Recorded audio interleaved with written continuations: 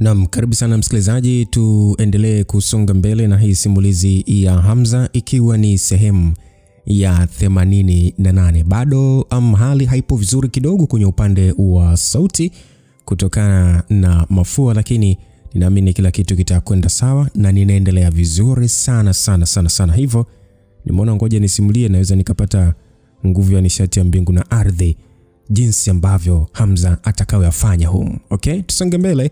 Baada ya sehemu ya 87 kufika tamati, tuliona kwamba Hamza ni wamemchokoza. Umeona, cha kwanza Sally kapigwa, kazinguliwa mkono nini, na akaamua kutoa dozi.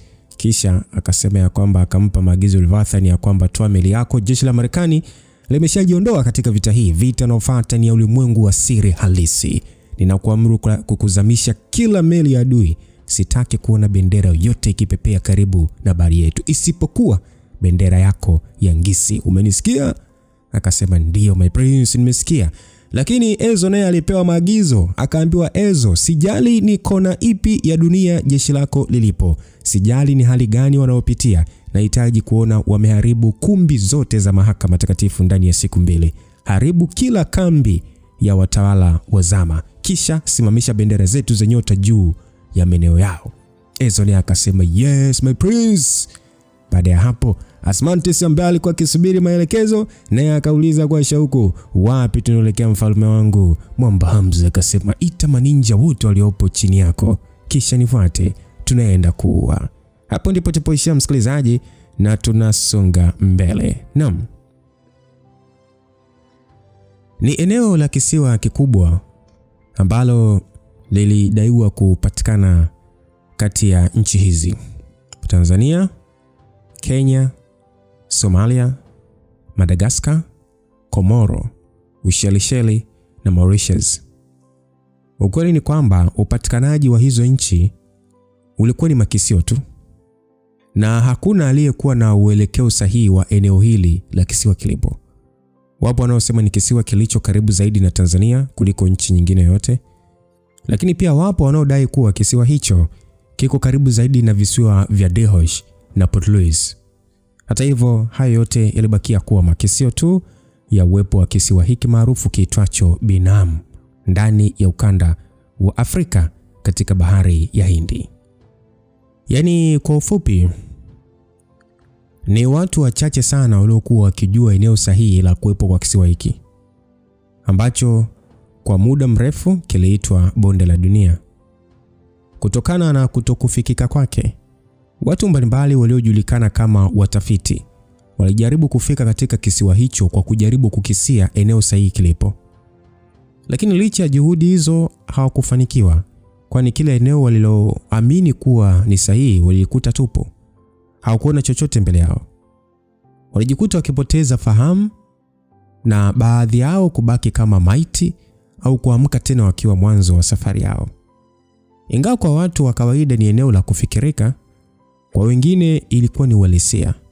Ni sehemu halisi iliyojulikana kama Center of All Direction, eneo lililoonyesha uelekeo sahihi wa mgawanyiko wa dunia katika maeneo yake.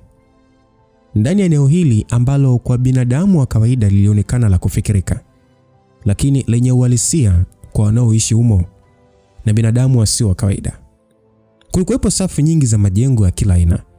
Majengo hayo yalijaa tamaduni mbalimbali za kidunia, yakienea kwenye ardhi yote hadi kufikia viuno vya milima. Majengo ya vioo, majengo ya ngome, majengo yaliyotengenezwa kwa miti, pagoda na hata majengo ya nyasi yaliyojengwa kwa ustadi mkubwa, yote yalionekana kuwa sehemu ya ardhi hiyo. Katika ncha za kisiwa hicho kulikuwepo meli kubwa na kamba zilizotumika kama ngazi za kupandia sehemu za juu zaidi za kisiwa. Jiografia ya pembe za fukwe za kisiwa hicho ilifanana kwa kiasi fulani na ile ya nchi ya Peru, hasa upande wa baharini. Uwezekano wa kufika kando ya kisiwa huo ulikuwa ni kwanza ulikuwepo of course, lakini sasa kuingia ndani yake ilikuwa ni changamoto kubwa, kwani ilizingirwa na gema kubwa kama ukuta hivi uliolitenganisha kisiwa na bahari. Kwa kifupi, Binam ni kisiwa kilichokuwa na hadhi mbili kwa wakati mmoja. ukisasa na ukale. Asilimia kubwa ya wakazi wa eneo hilo walikuwa ni wazawa wa vizazi na vizazi. Watu hawa walikuwa wagumu sana kuwaruhusu wageni kutoka nchi nyingine kuingia, ili kulinda asili yao na urithi wao wa kiutamaduni na pia kujihami dhidi ya wavamizi. Moja ya mbinu zilizotumika kulinda kisiwa hicho kwa miaka mingi ilikuwa ni mfumo wao wa intelijensia ulio na muunganiko mkubwa. Kabla ya teknolojia kukua, watu waliokuwa wanaishi nje ya kisiwa ndio waliokuwa nyenzo kuu za mawasiliano ya kiintelijensia. Aidha, ndege wa baharini walikuwa wamefunzwa kuwasiliana na watu hao na kutoa taarifa za harakati zote ambazo zilikuwa zinakaribia kisiwa hicho na hatua za haraka kuchukuliwa. So baada ya teknolojia kukua sana, ndipo shirika la kiintelijensia liitwalo Binam lilipoanzishwa. Cha kuvutia ni kwamba Binam haikuwa eneo lenye makao makuu kama ilivyo kwa vitengo vya nchi nyingi, bali ilikuwa ni mfumo wa mawasiliano wa kifamilia ndani ya kisiwa hicho cha bondeni. Kutokana na uwepo wa familia nyingi zenye nguvu, kila familia au koo ilikuwa na mfumo wake wa kiintelijensia wa kukusanya taarifa. Tokea enzi za kale hadi wakati huo, hakuna mtu yeyote aliyefahamu jinsi taarifa hizo zilivyokuwa zinakusanywa. Hata wale waliokuwa wakizichakata taarifa hizo walikuwa ni wengi, kila mmoja akiwa na sehemu yake. Kutokana na mgawanyiko huo wa kiintelijensia, ndipo ulipoanzishwa mtandao wa Binamu, jina ambalo halikuibuka tu kwa bahati, bali lilitokana na matabaka ya intelijensia yenyewe. Sasa hii Binamu kama unavyosikia jinsi inavyotamkwa, yani BINAMU, jina ambalo halikuibuka tu kwa bahati mbaya, bali lilionekana ni limetokana na matabaka ya intelijensia yenyewe, yani ambapo kirefu chake ni Beyond Intelligence Network Astra Mundane Understanding. Binam, mfumo wote wa kiintelijensia haukuwa na mwingiliano wowote na hata kiongozi mkuu wa kisiwa hicho. Kila tawi la intelijensia lilihudumia familia au koo moja tu. Kila tawi lilikuwa na dili na familia au koo moja tu. Uwiano kati ya kiongozi mkuu wa bondeni, viongozi wa koo kubwa, viongozi walioteuliwa pamoja na familia mbili kubwa ulikuwa katika usawa ambao ulisaidia kuepusha migogoro na kufanya eneo hilo lionekane kama nchi isiyoyumbishwa kirahisi.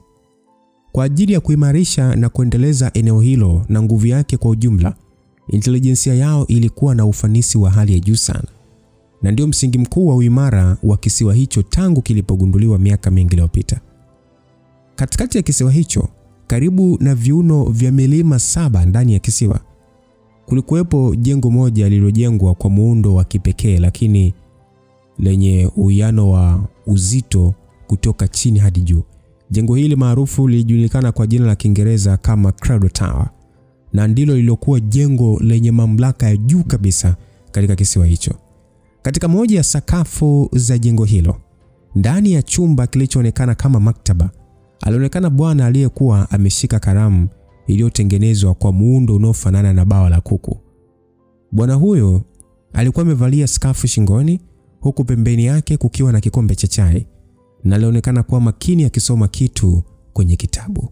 Wakati huo huo, msaidizi wa bwana huyo alijitokeza mbele yake na kupiga magoti chini. Akasema kwamba master, tumepokea taarifa kutoka kisiwa cha Toharan. Mikaeli na White Queen wote waliuawa. Nadhani kwa sababu tusizozielewa, sumu tuliyotengeneza haijakuwa na madhara kwa Lucifer. Nguvu zake ni kubwa mno. Aliongea hivyo. Sasa ule msomi aliyekuwa busy kusoma kitabu chake alishia kukunja sura, kisha akaangalia ukutani kwa sekunde kadhaa. Taratibu alisimama na kufunika kitabu kile. Alisogea upande wa dirisha ndani ya jengo hilo, na pale pale kioo cha dirisha kilibadilika kutoka rangi ya ukungu na kuwa rangi inayopitisha mwanga kwa teknolojia ya ajabu kidogo, na kumpa nafasi ya kuona mandhari ya nje ya kisiwa chote. Bwana huyo alionekana kuwa katika hali ya kutafakari. Akasema kwamba inaonekana awamu hii vita haiepukiki. Hatuna muda wa kuendelea kupoteza, tunapaswa kujipanga. Naam, sasa msikilizaji bwana, turejee ndani ya kisiwa cha Toharan. Nyumbani kwa Hamza. Mara baada ya kila kitu kurudi katika hali yake ya kawaida, wanawake na watoto waliokuwa wamejificha kwenye mahandaki pamoja na wakazi na wanaume ambao hawakuwa na uwezo wote wa mapigano. Walianza kutoka moja baada ya mwingine. Walianza kusafisha eneo hilo, kuondoa mawe yaliyoporomoka, kuziba mashimo pamoja na kuondoa miili ya watu waliokufa na kurekebisha mazingira ya sehemu walizokuwa wakiishi. Hakuna aliyekuwa na furaha kwa sababu ya kupona, kwani uhai wao ulikuwa matokeo ya kafara ya wengine. Kisiwa hicho kilikuwa kimefunikwa na wingu la hasira na majonzi. Baada ya kusikia kwamba Lucifer ameanzisha vita ya kidini kwa ajili ya kulipa kisasi, wote walijawa na tumaini kubwa la matarajio. Ni muda huo huo ndege kubwa binafsi ilitua katika kisiwa hicho ikitokea mbali. Kijana sharubalo na mtanashati wa kuvutia aliyevalia miwani ya jua alishuka kutoka kwenye ndege hiyo, na alikuwa si mwingine bali ni Barry. Alikuwa ameambatana na Irami pamoja na Dr. Ronicus. Mfanyakazi wa jamii ya Strigoi alisogelea watu wale na kisha akaonyesha heshima zake na kusema kwamba Barry, Mrs. Sally anawasubiria ndani ya ngome. Barry aliishia kutingisha kichwa na kisha akampiga bega yule mfanyakazi kwa urafiki tu kabla ya kugeuka. Akasema kwamba Princess, Doctor, nitawapeleka kuonana na Sally. Yeye ndiye mwenye kauli ya mwisho ndani ya eneo hili. Basi watu hawa watatu walitembea kuelekea kwenye mji huo.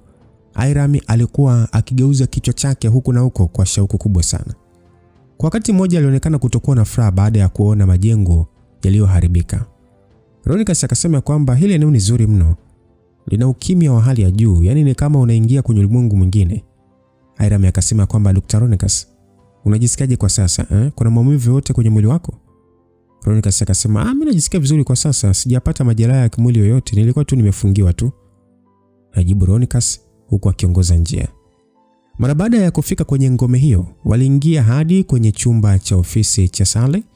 Ndani ya chumba hicho kulikuwa na watu kadhaa waliokuwa ambao alikuwa nao kwenye kikao, wakijadili namna ya kurekebisha maeneo ya kisiwa yaliyoharibika.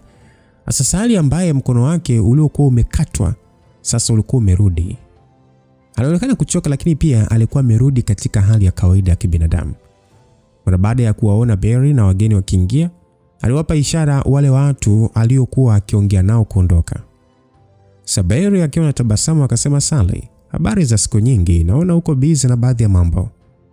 Sally akasema kwamba nafanya leo ndani ya uwezo wangu na kumtii mfalme wangu kwa kutokuambatana naye kwenda kuua. Kisiwa kinapaswa kurudi katika hali yake ya mwanzo. Aliongea Sally kisha akawaangalia Ronicus na Irami.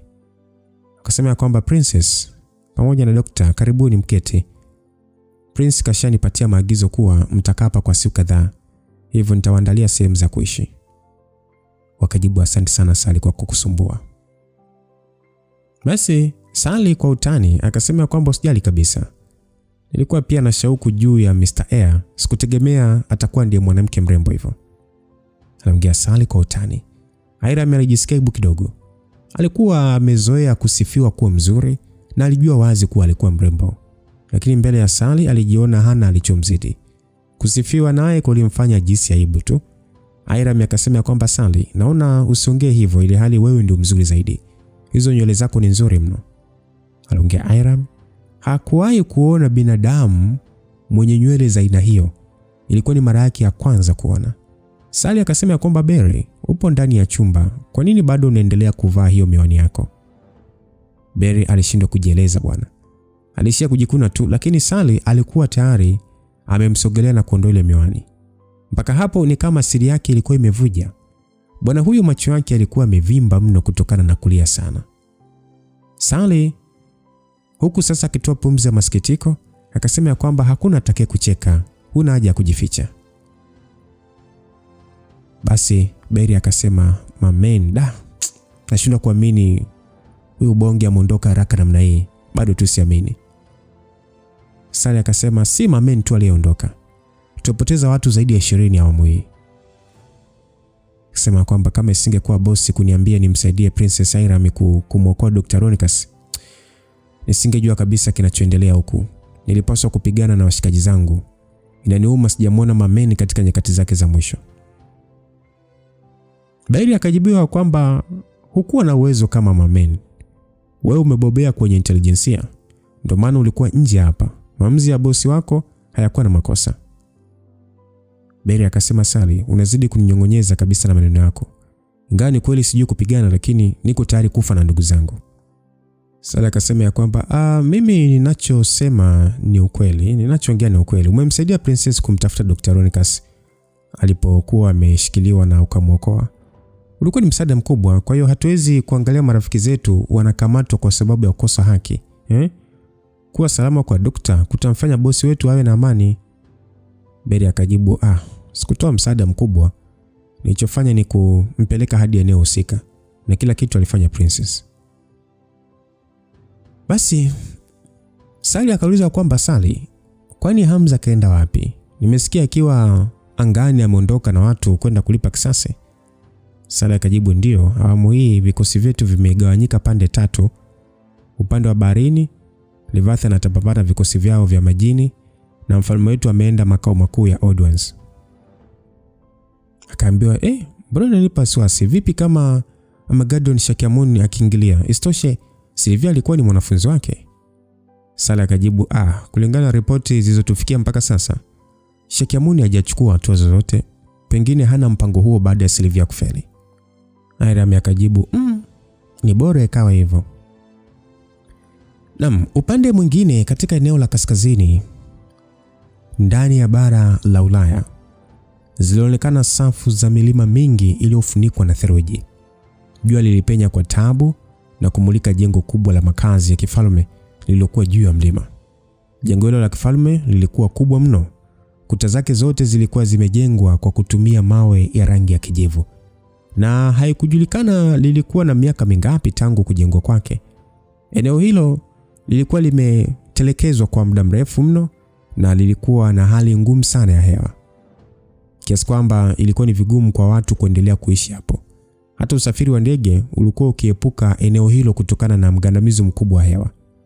Kwa jinsi eneo hilo lilivyokuwa, ilikuwa ni vigumu kuamini kama kulikuwa na watu waliokuwa wakiishi humo. Yaani ilikuwa ni kana kwamba unaishi katika dunia yako peke yako. Basi hatua zilisikika zilizokuwa zikiambatana na kuvunjika kwa vipande vya barafu. Alikuwa ni mwanamume mwenye mwili mkubwa aliyevaa vazi la ngozi ya mnyama na kuacha wazi mikono yake. Uso wake ulifunikwa na ndevu nyingi pamoja na masharubu, na kinoni mwake alikuwa amening'iniza upanga mrefu sana. Wakati huo mwanamume huyo alikuwa akipiga hatua kuingia katika jengo la kifalme, yani jengo hilo la kifalme. Hali ya baridi kali haikuonekana kumletea shida yote. Mlango wa kuingilia jengo hilo ulikuwa umetengenezwa kwa dhahabu na madini ya silver. Juu ya mlango huo kulikuwa na mchoro mkubwa wa joka mweusi. Kwa jinsi mchoro huo ulivyoonekana kama sanamu, mtu yoyote angesisimkwa na mwili kwa kuangalia tu. Mwanamume huyo hakuwa mwingine bali ni Captain Oleg, haramia wa dunia.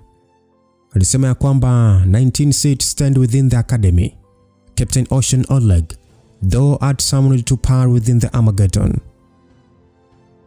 Haikuchukua muda mrefu msikilizaji, mara baada ya kutamka maneno hayo, mlango ule ulianza kufunguka kwa kupanda juu.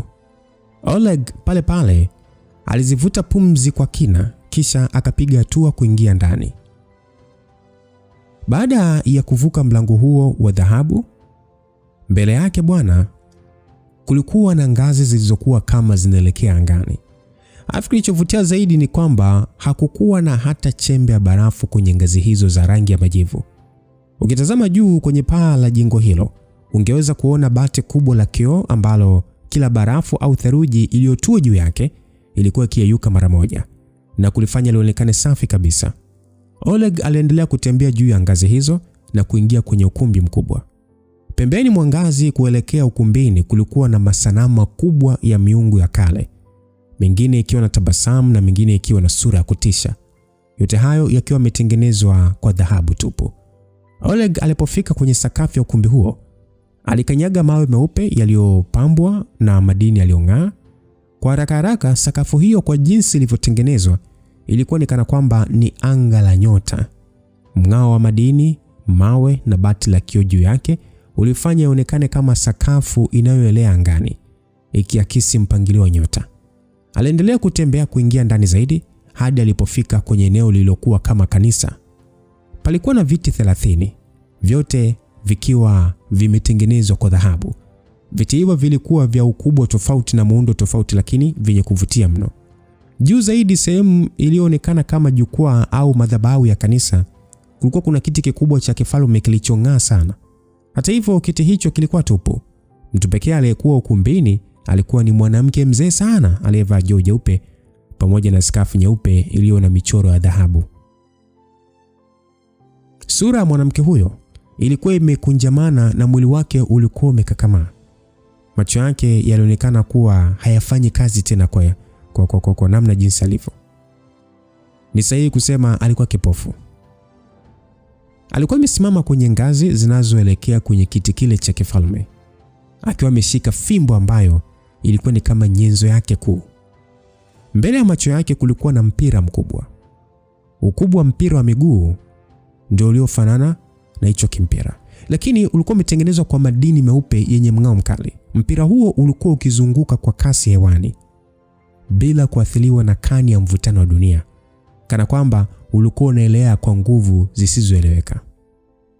Basi Oleg kwa sauti ya heshima akaita Madam Prophet.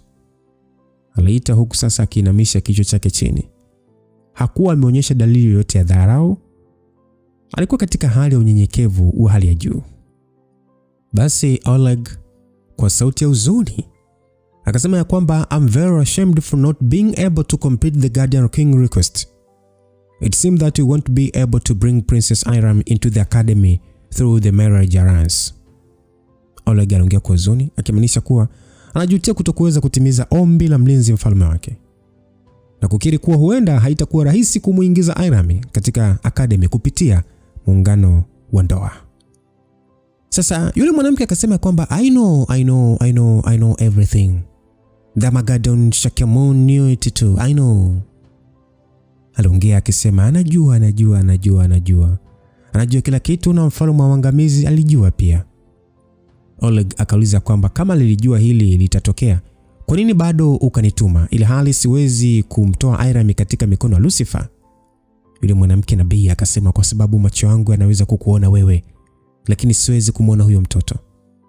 Oleg akauliza kwamba unamaanisha huwezi kumuona kinabii? Je, Lucifer ni mtu asiye wa kawaida? Yule mwanamke akajibu ya kwamba hakupaswa kutokuwa wa kawaida mwanzoni, lakini tayari ameshakuwa sio wa kawaida. Nashindwa bado kuelewa nini kilitokea baada ya kurudi Afrika. Kuna nguvu ambazo hazikupaswa kuwepo kwenye ulimwengu huu, na ndizo zilizomuingilia na kuharibu njia yake iliyokuwa imeshatengenezwa.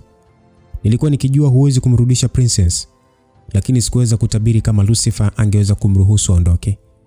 Ndio maana nikatoa pendekezo kwa mfalme Armageddon kwenda kujaribu, lakini bado umefeli. Oleg akauliza kwamba ni kweli ipo nguvu inayoweza kubadilisha kesho ya mtu? Ni nguvu kutoka kwa nani? Yule mwanamke akajibu ya kwamba hilo sio juu yako kufahamu. Upo hapa kwa ajili ya kutoa taarifa. Mfalme amejitenga kwa ajili ya ibada, hivyo huwezi kuonana naye. Oleg akasema naona nimekuja muda usiofaa na kumsumbua mfalme. Mwanamke akajibu najua pia unataka kutoa ripoti juu ya kilichomtokea White Queen.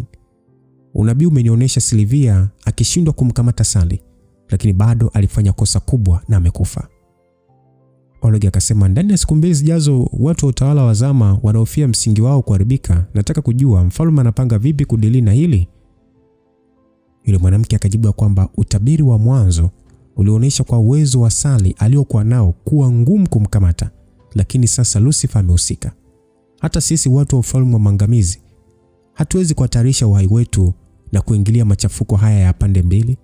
Agizo la mfalme Shakyamuni kwa Sylvia lilikuwa ni kumleta Sally mikononi mwake, na hivyo amefeli. Kwa hiyo hastahili kuwa mwanafunzi wetu. Hana thamani ya kuwa na kiti ndani ya baraza letu. Hivyo kifo chake hakina thamani kwetu. Aliongea yule mwanamke katika sauti tulivu, lakini alikuwa serious mno. Oleg mara baada ya kusikia kauli hiyo alijikuta akielewa pale pale na kuishia kupumua. Ilionekana Sylvia kifo chake kilikuwa cha bure kabisa. Licha ya kuishi maisha yake yote kama mwanafunzi wa Magadan, alikuwa amewadanganya mpaka Rabson na kuwaambia kwamba atawapa nafasi ya kwenda kuonana na master wake, Lakini nani angedhania kumbe Sylvia hakuwa hata amekidhi cheo cha kuitwa mwanafunzi wa Mageddon. Oleg hata yeye mwanzo alijua Sylvia alikuwa ameshakidhi vigezo vya kuwa mfuasi wa Mageddon, na alihofia mfalme huyo atatuma watu kwa ajili ya kumlinda. Isitoshe uwezo wake ulikuwa ni mkubwa, lakini kumbe mbele ya macho Mageddon alikuwa kawaida sana. Ukweli ni kwamba The Old Ones ilikuwa na nguvu kipindi ambacho Mr. Black alikuwa kiongozi. Lakini mara baada ya Hamza kumuua, nguvu hiyo ilipungua na hakuna nguvu mpya ambayo iliongezeka. Hivyo likawa ni shirika lisilo na manufaa makubwa. Sasa Oleg akasema kwamba inaonekana kati ya mashirika matatu ya daraja S katika ulimwengu wa giza, moja linakwenda kupotea. Yule mwanamke akasema hapana, walikuwa watatu. Baada ya vita hii, mtu mwingine atachukua nafasi ndani ya The Old Ones. Oleg alionekana kushangaa kwa sekunde kadhaa, na kisha pale pale akatoa tabasamu. Akasema kwamba ni kweli kabisa. Hakika jamii ya Inferno haijawahi kujitenga na The Old Ones. Yule mwanamke akajibu ya kwamba hilo sio la kushangaza. Basi Oleg akasema, basi naomba kukuuliza Madam Prophet, kama bado na mpango wa kumuingiza Princess Ira michamani. Madam Prophet akajibu ya kwamba haina haja. Tokea kipindi kirefu hatima ulimwengu huu ilishatabiriwa na itafikia wakati muhimu na hatari zaidi. Namba 19. Nenda kaendelee na mafunzo yako kujiandaa kwa hatima iliyo mbele yako. Alimgeli mwanamke na kisha aligeuza uso wake kuangalia anga. Oleg aliishia kuvuta pumzi huku hali ya kutetemeka ikigusa moyo wake. Alikuwa akielewa vyema, licha mwanamke huyo kuwa kipofu, lakini alikuwa akiona mbali kuliko mtu yeyote. Ni sahihi kumuita nabii ambaye alikuwa na uwezo wa kuona hatua za binadamu kuanzia anapozaliwa mpaka pale atakapoingia kabrini. Hasa upande mwingine nchini Tanzania, ndani ya kambi ya jeshi, zilikuwa zimepita siku 4 tokea Hamza ondoke. Katika siku hizo kadhaa, wanawake hao hakuna hata mmoja wao aliyethubutu kuondoka. Askari wa jeshi walihakikisha wageni hao wanapata huduma zote kuanzia mavazi mpaka chakula, na wakuthubutu kabisa kuwasumbua. Hata hivyo, kila mwanamke alikuwa na wasiwasi juu ya Hamza aliyewaacha hapo, maana hakukuwa na taarifa zozote kutoka kwake. Irene akasema, dada, mbona sasa upokee simu yako?" Alikuwa ni Irene ambaye alikuwa na kitu alichotaka kufanya, lakini alishangaa kila alipokuwa akipiga simu ya Regina haipokelewi. Hivyo alitoka alipokuwa na kwenda mpaka kwenye chumba alichokuwepo Regina. Muda ule ule alikuwa ndio anataka kufungua mlango na kujikuta akishtuka mno, huku macho akimtoka na kushindwa kabisa kuongea neno. Naam. Ilikuwa ni ukungu wa baridi uliokuwa ukifuka kutoka kwenye matundu ya mlango. Irene alikuwa akijua fika kuwa kufunua Regina katika mafunzo ya nishati ni kutengeneza barafu. Hivyo mara moja aliamini Regina alikuwa anafanya mafunzo. Hata hivyo ilikuwa ni mara yake ya kwanza kuona jambo hilo. Ndio maana alishangaa mno. Athari za mafunzo ya Regina zilikuwa kubwa kiasi kwamba hata kitasa cha mlango kilikuwa cha baridi kiasi cha kutokushika. Wakati huo alipokuwa sasa akijiuliza kama afungue mlango huo au aache asije kumsumbua dadake, hatimaye mlango ulifunguliwa kutokea ndani. Regina akauliza kwamba nini tatizo, kuna kilichotokea? Aliuliza Regina aliyekuwa katika muonekano tulivu.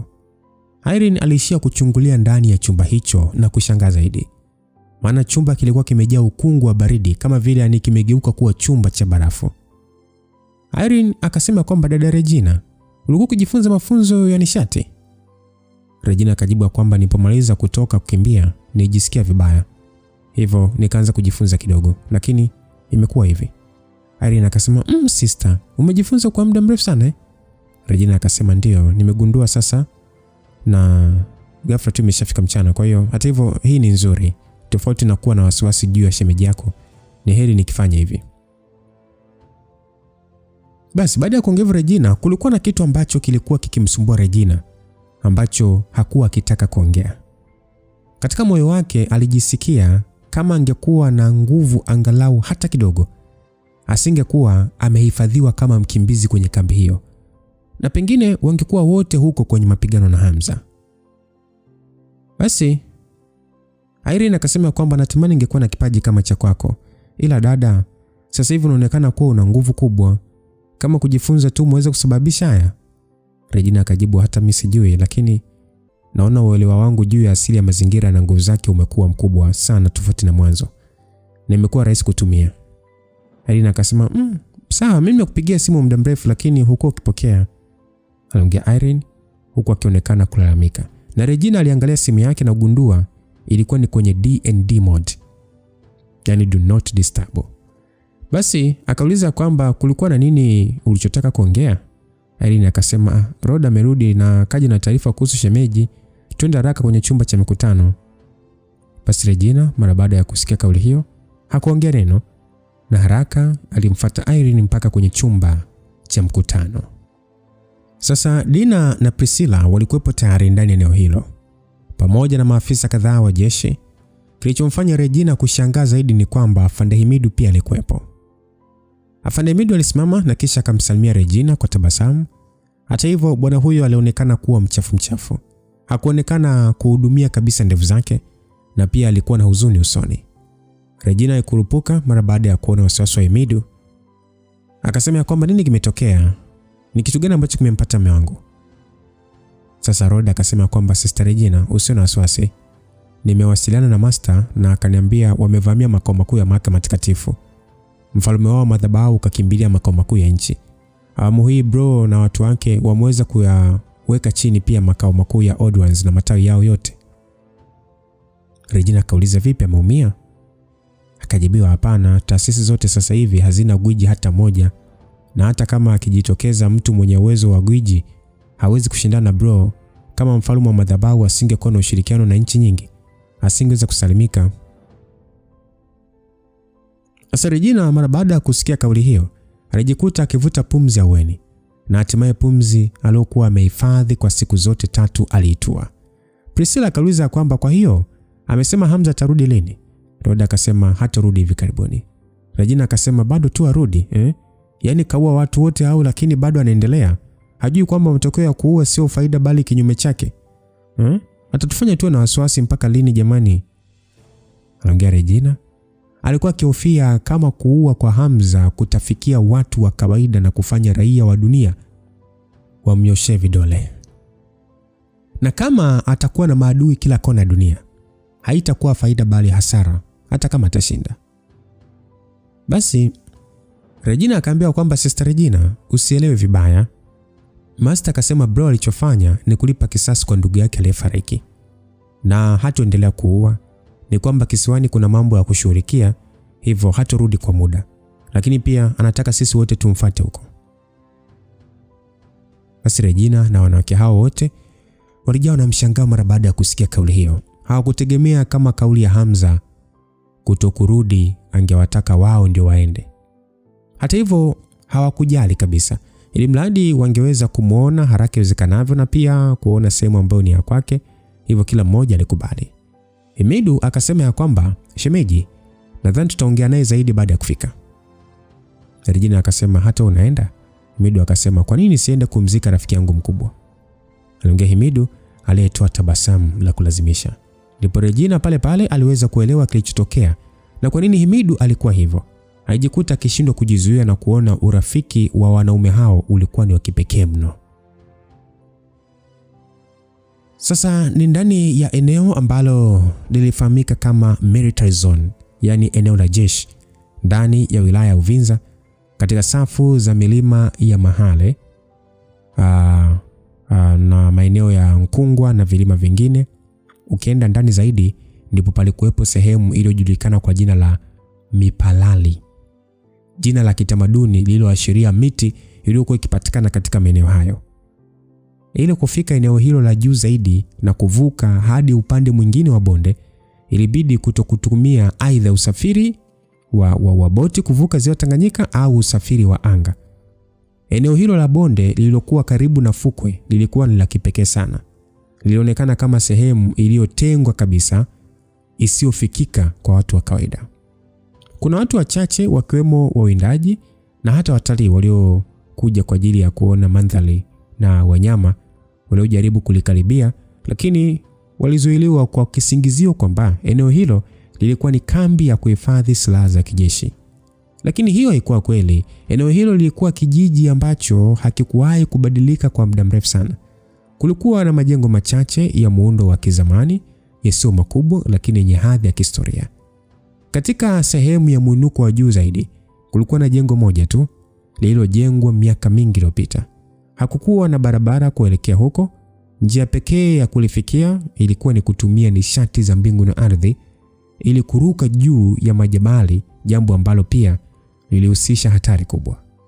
Wakati huo ndani ya kijiji hicho, katikati ya mandhari tulivu kabisa, walikuwepo wazee wawili waliokuwa wameketi chini wakifanya mafunzo ya nishati za mbingu na ardhi. Walikuwa ni Afande Simba pamoja na kaka yake Musiba. Afande Simba alikuwa amerudi nyumbani kwao baada ya muda mrefu, lakini hakukuwa na shamra yoyote. Ukweli ni kwamba kijiji hicho hakikujulikana kwa makelele wala pilika. Kilikuwa ni kimya sana, na ni sauti za kondoo pekee ndizo ambazo zilikuwa zinasikika. Alipofika, Afande Simba alitaka kwanza kukutana na babake mzazi, lakini hakumkuta, kwani babake alikuwa ameenda milimani kuvuna nishati za mbingu na ardhi. Sasa wakati Afande Simba akimsindikiza kaka yake kuendelea na mafunzo, mara alifika msaidizi wa familia aliyekuwa amevaa mavazi ya kawaida. Alifungua mlango na kuingia chumbani kwao. Sasa mwanamke wa makamu aliyeingia akasema kwamba afande, mzee karudi na anakusubiri kwenye chumba chake. Alikuwa ni mwanamke mwenye umri wa takriban miaka 50 hivi, huku akiwa anatabasamu. Baada ya kupewa taarifa hiyo, Afande Simba alisimama, akakunguta vumbi kidogo mwilini, kisha akaagana na kakake. Alivuta pumzi nyingi kabla ya kuondoka. Ingawa alikuwa anakwenda kuonana na baba yake mwenyewe, bado alihisi wasiwasi ilikuwa ni kila alipofika kwa ajili ya kuonana naye alikuwa ni kama anapata hofu fulani hivi. Wasiwasi huo ulitokana na historia ya baba yake. Baba yao alikuwa ni mmoja wa watu waliobobea sana kwenye mafunzo ya nishati za mbingu na ardhi katika ardhi yote. Sababu nyingine ya hofu ya Afande Simba ilikuwa ni kwamba katika familia yao, yeye pekee ndiye aliyekuwa amezaliwa bila kuwa na uwezo mkubwa wa kiakili kama ndugu zake. Hilo lilifanya akose maelewano na baba yake, ambaye alikuwa akimkosoa mara kwa mara tangu akiwa mtoto hadi utu uzima. Licha ya kufikia cheo kikubwa jeshini, kumbukumbu za utotoni hazikuwahi kufutika. Ukweli ni kwamba kama si jambo kubwa alilohisi moyoni, Afande Simba asingekanyaga tena kijiji hicho. Alipotafakari namna ya kuanzisha maongezi, alitembea moja kwa moja hadi kwenye chumba cha babake. Alipofungua mlango, harufu nzuri ya nyama choma ilimpitia puani. Haraka alijua lazima mzee wake alikuwa anakula. Mbali na harufu ya chakula, chumba hicho pia kilikuwa na harufu ya ukale. Harufu ile aliyokuwa akikumbuka tangu akiwa mdogo. Chumba hicho kilichokuwa maalum kwa kujisomea hakikuwa na vitabu hata kimoja. Badala yake, rafu zake zilijaa mimea iliyokaushwa. Kilifanana zaidi na jiko. Mbele ya chumba kulikuwa kuna jiko kubwa la kuni. Juu yake kulikuwa na chungu kikubwa kilichokuwa kikichemka, kikitoa harufu ya aina yake. Kwa haraka mtu angefikiria ilikuwa ni chungu cha kujifukiza, lakini ndani yake kulikuwa na vipande vya nyama vilivyokuwa vikichemka. Sasa upande wa kushoto alimuona mzee mmoja aliyekuwa ameketi kwenye kiti, mbele yake akiwa ameweka vipande vya nyama ya kuchoma, na alikuwa akitafuna huku akinywa chai kutoka kwenye kikombe. Cha kushangaza ni kwamba licha ya kuita baba, mwanamume huyo hakuonekana kuwa mzee sana. Yule mwanamume bila kuinua uso wake akasema kwamba afande, sijakuona kwa muda mrefu kirudi nyumbani. Hebu njoo kae kwanza hapa. Basi aliongea, alikuwa busy na kisu mkononi. Alikata vipande vya nyama kwa ustadi mkubwa. Mzee akasema kwamba huyo kondoo nilimchinja mara tu niliposhuka kutoka milimani. Nyama yake ni laini sana na ni tamu mno. Huwa namgawa nusu, kisha naosha nyama yake kwenye maji yenye vitunguu saumu, na mwagia unga wa pilipili na chumvi, alafu namchoma jikoni. Nyama yake ukitafuna lazima uvimbe macho. Hebu onja uone utamu wake. Sijui ni mwaka wangapi tangu utoke hapa, lakini huko mjini huwezi kupata nyama iliyopikwa kitaalamu kama hii. Sasa kitendo cha kuongelea kuhusu maandalizi ya nyama hiyo ni kama kilizidisha utamu wake mdomoni na kuendelea kutafuna kwa nguvu zaidi. Kilichokuwa kikishangaza zaidi si kutafuna kwake au utamu wa nyama hiyo, bali ni namna alivyokuwa akikata nyama hiyo. Kisu alichokuwa ameshikilia mkononi kilitia shaka, kwani kilikuwa na makali kiasi kwamba ni kama alikuwa akikipa nguvu za ziada. Maana kilikata nyama hiyo katika vipande vidogo vidogo kwa ulinganifu kamili kabisa. Yaani kama vile ni nyama ya hoteli ya nyota 5. Bila ya mikono yake kutumia nguvu. Afande Simba aliyekuwa ameketi kwenye kiti alisha kumtazama tu baba yake akiendelea kukata nyama hiyo kwa ustadi wa hali ya juu. Hali iliyomkumbusha enzi zile mama yake akiwa hai. Baba yake huyo aliwahi kukata nyama kwa staili ile ile, huku akijigamba kwamba anajua kukata nyama vizuri kuliko yeye mwanamke. Basi Afande Simba akasema kwamba baba, uwezo wako wa kutumia kisu ni mkubwa mno. Sidhani kama nitaweza kufikia hatua hii. Baba akajibu kwamba wewe na kaka yako wote hamtaki kuingia jikoni. Unazungumzia hatua gani? Hadi matumizi ya kisu cha jikoni sio kwa ajili ya mafunzo. Ajibu baba yake kwa sauti ya kawaida tu, lakini yenye dokezo. Mara baada ya kusema hivyo, aliweka vipande vya nyama kwenye sahani, kisha akamsogezea Afande Simba, akamwambia chukua uonje sasa. Afande Simba akasema asante sana baba. Afande Simba akasema kwamba baba, nimerudi kwa sababu nina jambo la kuomba ushauri kwako. Mzee akajibu jambo gani? Aliuliza yule mzee huku akitembea hadi kwenye chef na kisha kuchukua unga wa rangi ya kijani na kurudi nao mezani. Afande Simba alitoa karatasi kutoka kwenye koti lake na kuitandaza juu ya meza. Ilikuwa ni taarifa fupi. Karatasi moja ilionyesha majibu ya vipimo na nyingine ikionyesha utambulisho wa mtu aliyefanywa majaribio hayo. Mzee huyo aliishia kuangalia karatasi hiyo bila kuonekana kushangaa sana. Kisha akamwaga ule unga kwenye chungu kilichokuwa kikitoa mvuke. Basi kwa utulivu kabisa akauliza kwamba vipi, ulishaongea na kaka yako kuhusu hili? Afande Simba akajibu kwa utulivu na heshima ya kwamba bado, nimeona hili swala linabeba msingi mzima wa familia yetu wa sasa na baadaye, hivyo nimeona nipate mawazo yako kwanza. Mzee akajibu kwamba hebu acha ujinga. Aliongea yule mwanaume kwa nguvu sana, na sauti hiyo ilimshtua Afande Simba aliyekuwa amesimama kwa kurupuka. Akauliza baba, nini tatizo? Yule mzee kwa hasira akasema kwamba wewe mtoto sina adabu. Kwa nini hujagusa hizo nyama? Mzee ule alichukua nyama, alichukua akachukua kipande cha nyama kutoka kwenye sahani na kukitafuna, huku sasa akionyesha hali ya masikitiko kana kwamba Afande Simba alikuwa kidhalau nyama yake. Afande Simba alitoa pumzi ya masikitiko. Kwa mtazamo wa baba yake ilionekana kuwa swala alilomuonyesha halikuwa na uzito zaidi ya nyama iliyokuwa mezani. Basi akajitetea akasema kwamba baba, nimekosea, ngoja nizimalize. Alijitetea sasa akianza kuzitafuna haraka ili mazungumzo yaendelee. Baada ya kumaliza akauliza tena ya kwamba baba, kwa hiyo maoni yako kuhusu hili ni yapi? Mzee akajibu kwamba hilo ni tatizo la kaka yako. Acha kuniuliza mimi. Wewe sio mtoto tena. Umekuwa na cheo cha simba kwa miaka sasa.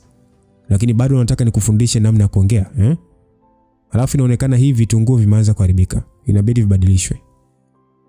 Aliongea huku akibadilisha mada kana kwamba hakutaka swala hilo liendelee. Afande Simba kwa sauti ya kujizuia akasema kwamba baba, nimeelewa unachomaanisha. Nitaenda kuongea na kaka baadaye. Ni kwamba tu kuna mambo mengi ya kuongelea naye. Kwani udahili wa Hidden Lions unakaribia hivi karibuni. Aliongea Afande Simba. Mzee akasema umeelewa? Umeelewa nini wewe mwanaharamu, ile hali hata kupika tu nyama hujui?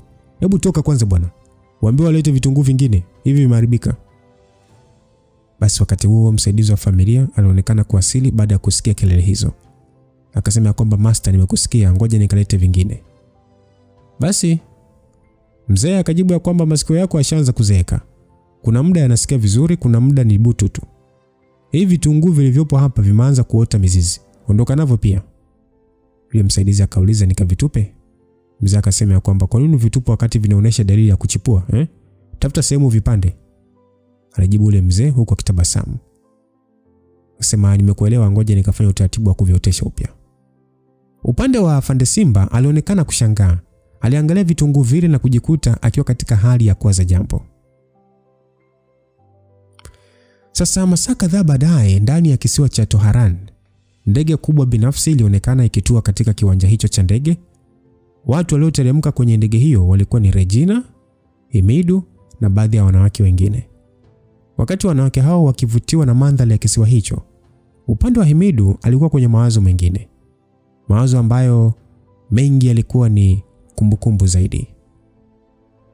Basi Airami alisimama mbali kidogo na uwanja huo wa ndege akiwa na tabasamu pana.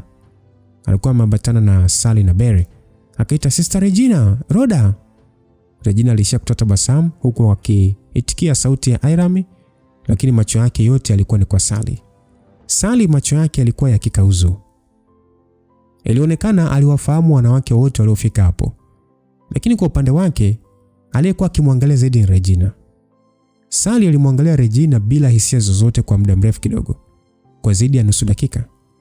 Wanawake hao wote walijikuta wakiangaliana tu. Watu waliokuwa pembeni waliweza kuona kuwa kulikuwa na mitafaruku ya kihisia iliyokuwa ikiendelea baina ya Regina na Sally. Lakini hakuna hata mmoja aliyethubutu kuongea. Mwishowe, wakati Sally akijiandaa kuongea, Regina alimwahi na kupiga hatua kumsogelea. Regina akasema, "You are Sally, right?" Aliuliza Regina akimaanisha kama yeye ndiye Sally. Basi Sally naye akasema kwamba, "Oh madam, umenitambua?" Regina akajibu ya kwamba Hamza amekuwa akikuongelea mara kwa mara. Anaongea wewe ni mrembo mno na kwa muonekano wako wa kirembo nimekujua ni wewe. Anaongea Regina akiwa na tabasamu. Mara baada ya kusikia maneno hayo, ni kama Sally hakuwa amejiandaa. Yeye hakuwa kama Airami. Tokea akiwa mdogo hajawahi kusifiwa kwa ajili ya uzuri wake. Ukweli ni kuwa alijihisi kuwa mzuri zaidi pale watu walipomuita mnyama kuliko walipomuita mzuri. Hivyo mara baada ya mwanamke mwingine mrembo kumsifia, Sally alijikuta akihisi ajabu ndani ya moyo wake. Sally akasema kwamba, "Madam, you are too kind. Please come with me to the castle. Let's have dinner together." Anaongea Sally. Na kisha wakaingia kwenye gari aina Land Cruiser na kuanza safari ya kurudi katikati ya mji. Barry na Himidu walipanda gari moja, kana kwamba kuna mazungumzo mazito waliokuwa wanahitaji kuongea. Upande wa Regina alipanda gari pamoja na Eliza na Sally kwenye siti za mbele, na wote hawakuongea. Macho yao yote yalikuwa nje, wakiangalia mazingira ya kisiwa hicho wakati jua likizama. Eliza akasema kwamba kama nitaambiwa niishi ndani ya hili eneo maisha yangu yote, itakuwa vizuri mno. Anaongea Eliza. Kwanza alikuwa safarini kikazi, na mara baada ya kurudi na kupigiwa simu kuwa alihitajika kwenda kisiwani, alifurahi sana. Isitoshe, mama yake mzazi alikuwa amerudi kijijini, hivyo alikutana na wenzake na safari kwanza. Muda huo Eliza alionekana kuwa katika furaha kwa kutokukosa fursa ya kuja eneo hilo na kuona mandhari mazuri sana. Regina akauliza kwamba hivi visiwa vyote ni vya nani? Sally akasema hivi visiwa vyote ni vya Prince. Mara baada ya kusikia jibu hilo ambalo Sally alilitoa kwa ari kubwa, Regina alishia kunyamaza kimya. Wakati magari yao yakisonga mbele, waliweza kuona watu wengi ndani ya kisiwa hicho, watoto na wakubwa, wengine wakiwa katika hali ya huzuni, wengine wakiwa na tabasamu. Mara baada ya kupita kwenye soko, wanawake wengi baada ya kumuona Sally walionekana kumuonyeshia heshima.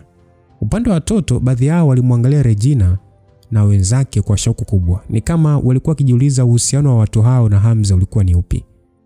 Afande Himidu akasema kwamba nimesikia kulikuwa na uharibifu mkubwa hapa kisiwani. Kwa nini ni kama hakuna kilichoharibika? Barry akajibu ya kwamba tuna ushirika na gwiji mkubwa hapa kisiwani. Kwa uwezo wake ndio maana unaona kila kitu kimerudi katika muonekano wake ndani ya muda mfupi. Basi Afande Himidu alionekana kushangaa kwa muda kabla ya kutoa tabasamu la weni. Alijua kuhusu uwepo wa Mr. Air kisiwani, ambaye alikuwa na uwezo wa kudhibiti elementi zote za dunia. Kurekebisha majengo lilikuwa ni swala rahisi sana kwake. Mara baada ya kufika nje ya ngome ambayo ilikuwa imefanywa marekebisho makubwa, Sally aliwaongoza wageni na kuingiza ndani. Mara baada ya Regina na wenzake kuingia ndani ya ngome hiyo, Walijihisi kana kwamba wamerudi nyuma katika wakati. Mapambo na kila kitu kilichokuwa ndani ya jengo hilo kilikuwa katika nakshi zilizowaletea msisimko wa ukale. Walijikuta wakiangalia taa kubwa iliyotengenezwa kwa madini ya dhahabu ambayo ilimulika ukumbi wote. Kulikuwa na michoro mbalimbali ya watu wa kale. Kwa wale waliokuwa na exposure kubwa ulimwengu, walijua ni thamani kiasi gani michoro hiyo ingekuwa ingekuwa nayo kama ingefanywa mnada. Lakini ndani ya jengo hilo, michoro hiyo ilikuwa tu sehemu ya mapambo. Yalikuwa ni mapambo mepesi, lakini yaliyokuwa yamejaa ufahari ndani yake na kuipa ngome hiyo mahadhi ya tamaduni za kimagharibi zaidi. Regina alikuwa akijua Hamza ni tajiri, lakini mara baada tu ya kuingia ndani ya jengo hilo ndipo alipojua Hamza alikuwa ni tajiri kiasi gani. Basi Irene akauliza kwamba dada Regina, huu mchoro unaonekana kuwa ni The Star Knight. Ni wavani Ni wenyewe kweli au feki? Aliuliza Irene. Irene alikuwa ni mwanafunzi wa sanaa, hivyo alikuwa anajua baadhi ya michoro maarufu duniani. Sally akamwambia Irene kwamba Miss Irene, huo ni mchoro wenyewe wa Van Gogh, kuhusu ule uliopo kwenye makumbusho ya kitaifa ya New York. Huo ni kopi yake. Huu mchoro ulitolewa kama zawadi kwa mfalme wangu kutoka kwa rais wa Marekani, kama sehemu ya zawadi kwa ujumbe wake. Akauliza kwamba dada Sally, kumbe unafahamu jina langu? Sally akasema nawajua wote. Aliongea Sally huku akiendelea kuongoza njia. Hata Regina ambaye alikuwa akiogelea katika utajiri alihisi hisia za ajabu kutokana na utajiri uliokuwa ndani ya ngome hiyo. Upande wa Dina, Priscilla na Eliza walikuwa wakitembea kwa umakini mkubwa, wakiogopa kujikwaa na kuharibu vitu vya thamani vilivyokuwa njiani. Mara baada ya kufika kwenye ukumbi mkubwa, waliweza kukaribishwa na meza kubwa iliyotengenezwa kwa marumaru. Kulikuwa na watu kama 30 waliokuwa wamekaa kwenye meza hiyo. Ezo, Asmantis na Leviathan walikuwa miongoni mwa watu hao, pamoja na mke wa Leviathan na mtoto wake wa kike. Mara baada ya kuona Regina na Himidu wakiingia ndani ya eneo hilo, haraka walisimama na kuwakaribisha. Watu wote walianza kumsalimia Regina na kisha wanawake wengine wote. Walikuwa ni watu wa karibu wa Hamza, hivyo waliwaonyesha uchangamfu kadri wawezavyo. Sasa Leviathan akasema kwamba Matthew, wewe ni mshenzi sana. Ya unarudi vita ikiwa imeshaisha Yaani sisi tunahangaika huku ila wewe umejificha huko tu Afrika, si ndio? Yaani hata hujamwaga hata tone la damu. Wewe ni mwizi tu. Anaongea Leviathan huku akimpiga Himidu ngumi. Ngumi ile ilikuwa ni nzito na kumfanya afande Himidu kuishia kukohoa. Akasema kwamba nilitaka kuja na mimi lakini ilishindikana. Leviathan akasema kwamba wewe usiwaze bwana. Bila hata uwepo wako nimeweza kuzamisha meli zote za mahakama takatifu na watawala wa zama. Anaongea Leviathan huko akijigamba. Asmantis akasema kwamba mimi ndio nimefanya kazi kubwa kukusaidia wewe, lakini unajifanya yani ni kama haunioni hapa. Unajisifu na ulichofanya nini sasa? Leviathan akasema sisi wote ni washikaji mwanangu, kwani huwezi kukausha tu nikijisifu kidogo? Anaongea Leviathan na kufanya watu wengine wacheke. Hata hivyo washikaji hao mara baada ya kukutana kwa muda mrefu, wote walijikuta katika furaha kubwa, lakini pia na majonzi kwa wakati mmoja. Baada ya salamu na maneno mengi hapa na pale, hatimaye kila mmoja alikaa chini na chakula kitamu kilichotamanisha kilikuwa pia kimeandaliwa. Wakati watu wengine walikuwa na hamu ya kula, upande wa Regina hakuwa na mudi kabisa. Alishia kuangaza macho yake kushoto, kulia na nyuma. Na mara baada ya kukosa kile alichokuwa kikitafuta, akauliza kwamba Sally, where is my husband? Alikuja hapo kwa sababu walikuwa na wasiwasi na Hamza, lakini Hamza mwenyewe waliyemfuata kuonekana. Walishindwa kujizuia kushikwa na wasiwasi na kuanza kudhani labda atakuwa amejeruhiwa au vipi. So aliona ngoja ya nini kujikaza, ngoja muulizie mume wake yuko wapi. Sally akasema kwamba Prince yupo kwenye kijimlima kule, anapendelea kukaa hapo nyakati za jua kuzama akiwa na jambo la kuwazia. Regina akasema kwamba najua tumeshafika. Sally akasema hatujampelekea taarifa kwa sababu hapendi kusumbuliwa akiwa peke yake. Regina akasema ametuita mpaka huko kufanya nini kama amekaa mwenyewe? Msiniambie tunapaswa kumsubiri mpaka arudi mwenyewe. Sally akasema tunaweza kuendelea kula madam mpaka atakaporudi. Aliongea Sally bila kuonesha mabadiliko yote. Himido akasema shemeji, nadhani tuendelee kula kwanza, usiwe na wasiwasi. Mara nyingi bosi huwa yupo hivyo. Regina alionekana kunyamaza kidogo, kisha pale pale akasimama. Akasema kwamba ni sehemu gani hiyo alikokaa. Nitaenda kumuita ili tuje pamoja tuweze kula. Aliongea, kila mmoja alishindwa kujizuia na akanyamaza kimya. Kisha wakamwangalia Sally na kumgeukia Regina kwa wakati mmoja. Muda huo Sally alionekana kubadilika. Akakunja ndita kisha akaongea kwa ukali wa taratibu akasema, madam, Prince kuna kitu anachokifikiria, hivyo hapendi usumbufu. Regina kwa msisitizo akasema kwamba wewe unajuaje kuna kitu anafikiria na hataki usumbufu Wakati huu ni muda wa chakula. Ni kweli anapenda kufikiria, lakini siku zote anapenda kula na sisi. Istoshe, hatujaonana naye tayari na tumeshafika. Anaongea Regina kwa msisitizo. Sally akasema kwamba mfalme wetu ndivyo alivyo. Moyo wake ni ulimwengu wote na kwake ajali nani anakula naye. Regina akasema kwamba wewe umejuaje? Aliuliza Regina na kufanya Sally kumwangalia bila kupepesa macho. Sally akasema kwamba kwa sababu ni mfalme wetu hivyo tunamuelewa. Regina alionekana kutulia kimya, akavuta pumzi nyingi, lakini msimamo wake haukubadilika. Akasema kwamba nielekezeni ni wapi huko alipo kwenye kijimlima nimfuate. Ghafla hali ya hewa ikawa nzito na hakuna hata mmoja aliyekuwa tayari kuingilia. Istoshe, mmoja wao alikuwa mwangalizi wa mali za Hamza, mtu ambaye kwa Hamza alikuwa kama ndugu na alikuwa na nafasi ya kipekee moyoni mwake. Lakini mwingine alikuwa ni kiongozi wa familia kupitia cheti cha ndoa, hivyo alikuwa ni kama mama wa nyumba. Kwa hiyo hakuna hata mmoja aliyethubutu kuchagua upande. Basi Regina akaambiwa kwamba ni rahisi kumuona alipo kama utapitia geti la upande wa kule nyuma. Ni sauti ambayo ilisikika kutoka upande wa kushoto wa mlango. Ni sauti ya kike na sehemu nyingine ya Dr. Ronicus. Regina mara baada ya kusikia sauti hiyo aliitambua haraka.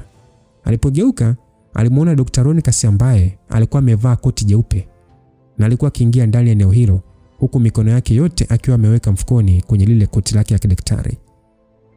Basi akasema kwamba habari za siku nyingi bosi Regina, nilikuwa busy ila nipo na mimi hapa.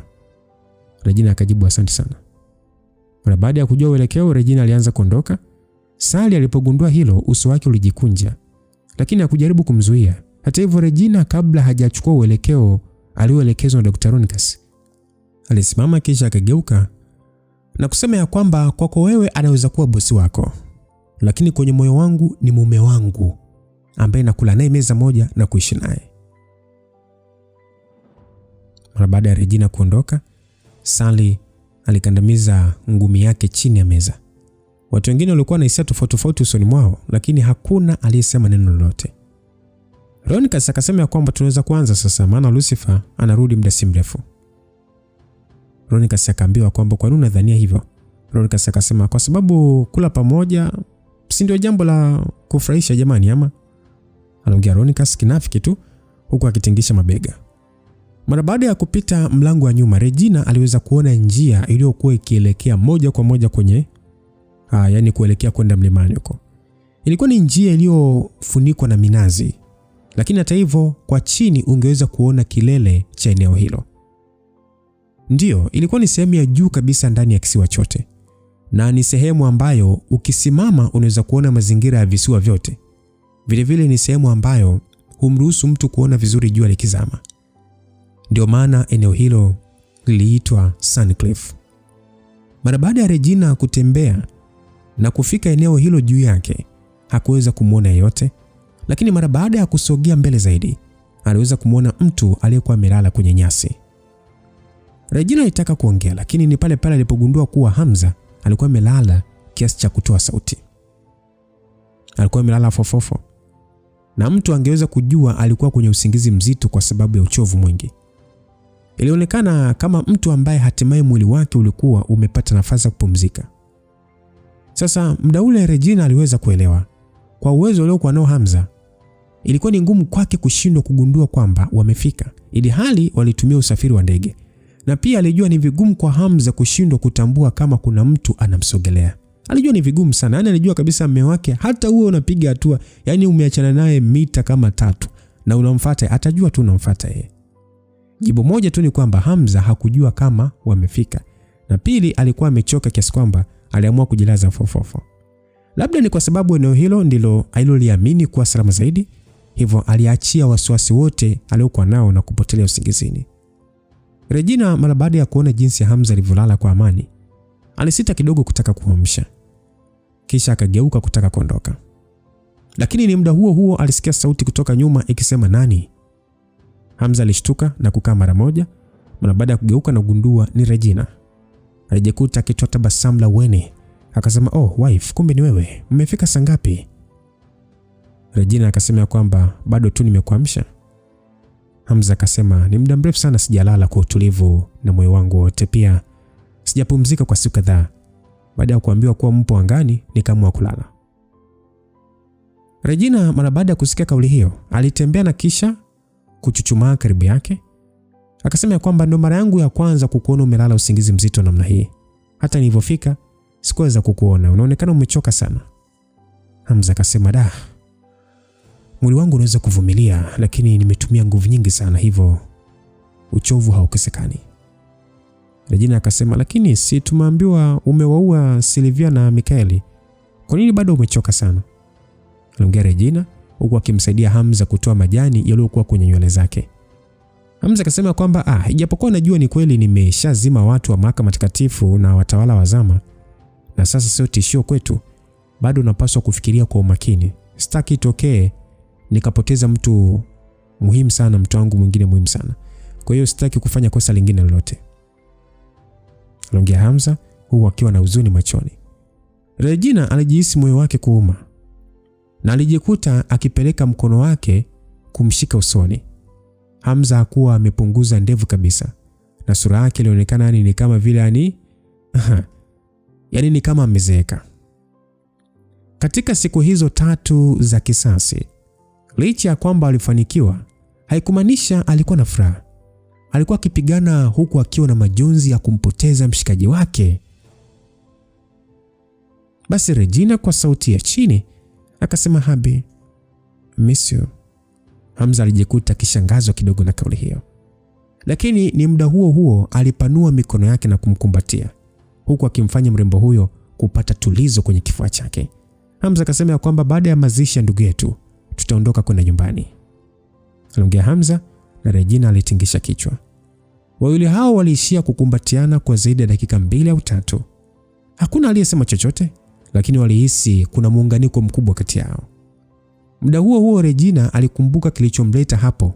Akasema kwamba, "Habi, nimekuja kukuita kwa ajili ya chakula. Watu wanakusubiri."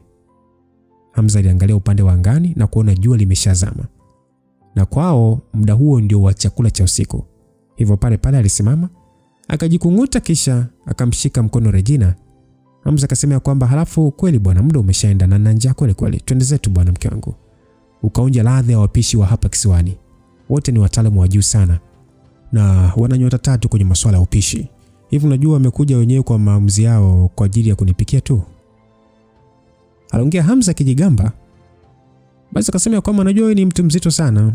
Una utajiri wa kumiliki nchi na lazima kwenye macho yako ulikuwa ukiniona maskini tu na viela vyangu vya change. Sasa hivi naona unaonesha rangi yako halisi kwa kunichokoza, si ndio?" Aliongea Regina huku akimkata Hamza kwa macho makali. Hamza akasema kwamba, "Mimi siwezi kumwacha mke wangu anifanye kama mfanyakazi wake muda wote. Lazima na mimi niwe na cha kujivunia mbele ya mke wangu." Regina akasema, "Bora ungekuwa mfanyakazi wa kawaida tu, kusingekuwa na matatizo mengi." Hamza baada ya kusikia kauli hiyo, aliweza kuelewa maana ya maneno hayo. Hamza akasema kwamba, "Nini kimetokea? Nani kakasirisha mke wangu?" Regina akasema kwamba hakuna aliyenikasirisha. Hamza akasema, "Hapana, lazima kuna kilichotokea. Wife, niambie, nitakusaidia kupunguza hasira zako." Regina akasema kwamba, "Sio jambo kubwa. Mimi nilisema tu nataka kuja kukuita kwa ajili ya chakula, lakini sasa Sali alikataa na kusema eti kuna kitu unafikiria na upendi kusumbuliwa. Hivyo akakataa kuniambia ni wapi ulipo. Mimi niliona ni ajabu, kwani kutaka kula chakula na mume wangu ni jambo baya." Hamza mara baada ya kusikia maneno hayo aliweza kuelewa kilichotokea. Akasema kwamba sio na hasira kwa sababu ya Sali, bado ni mdogo kuliko sisi. Nilikuwa tofauti wakati nilipokutana naye. Regina akasema kwamba sio kama nina hasira naye, uone naona mimi nakasirishwa na vitu vidogo. Hamza akasema, "Hapana kabisa mke wangu. na kujua vizuri kabisa. Wewe ni mtu ambaye ukasirishwi na mambo madogo madogo. Regina akasema kwamba ole wako mwambie Sally nimekwambia. Utamfanya nifikirie nimemsema kwako na akakasirika. Umenielewa? Hamza mara baada ya kusikia hivyo alitamani kucheka. Aliona vinyongo hivyo baina ya hao wanawake ni vya kitoto sana. Lakini hata hivyo aliweka uso wa serious. Akasema kwamba sio na wasiwasi kabisa. Na kuhakikishia mdomo wangu umefungwa zipo. Regina akasema kwamba alafu leo nimejua kwa nini unamjali sana Sally. Ni mrembo mno kama malaika na ana silika yenye mvuto mkubwa. Ni rahisi kumteka nafsi mwanaume yeyote atakayemuona.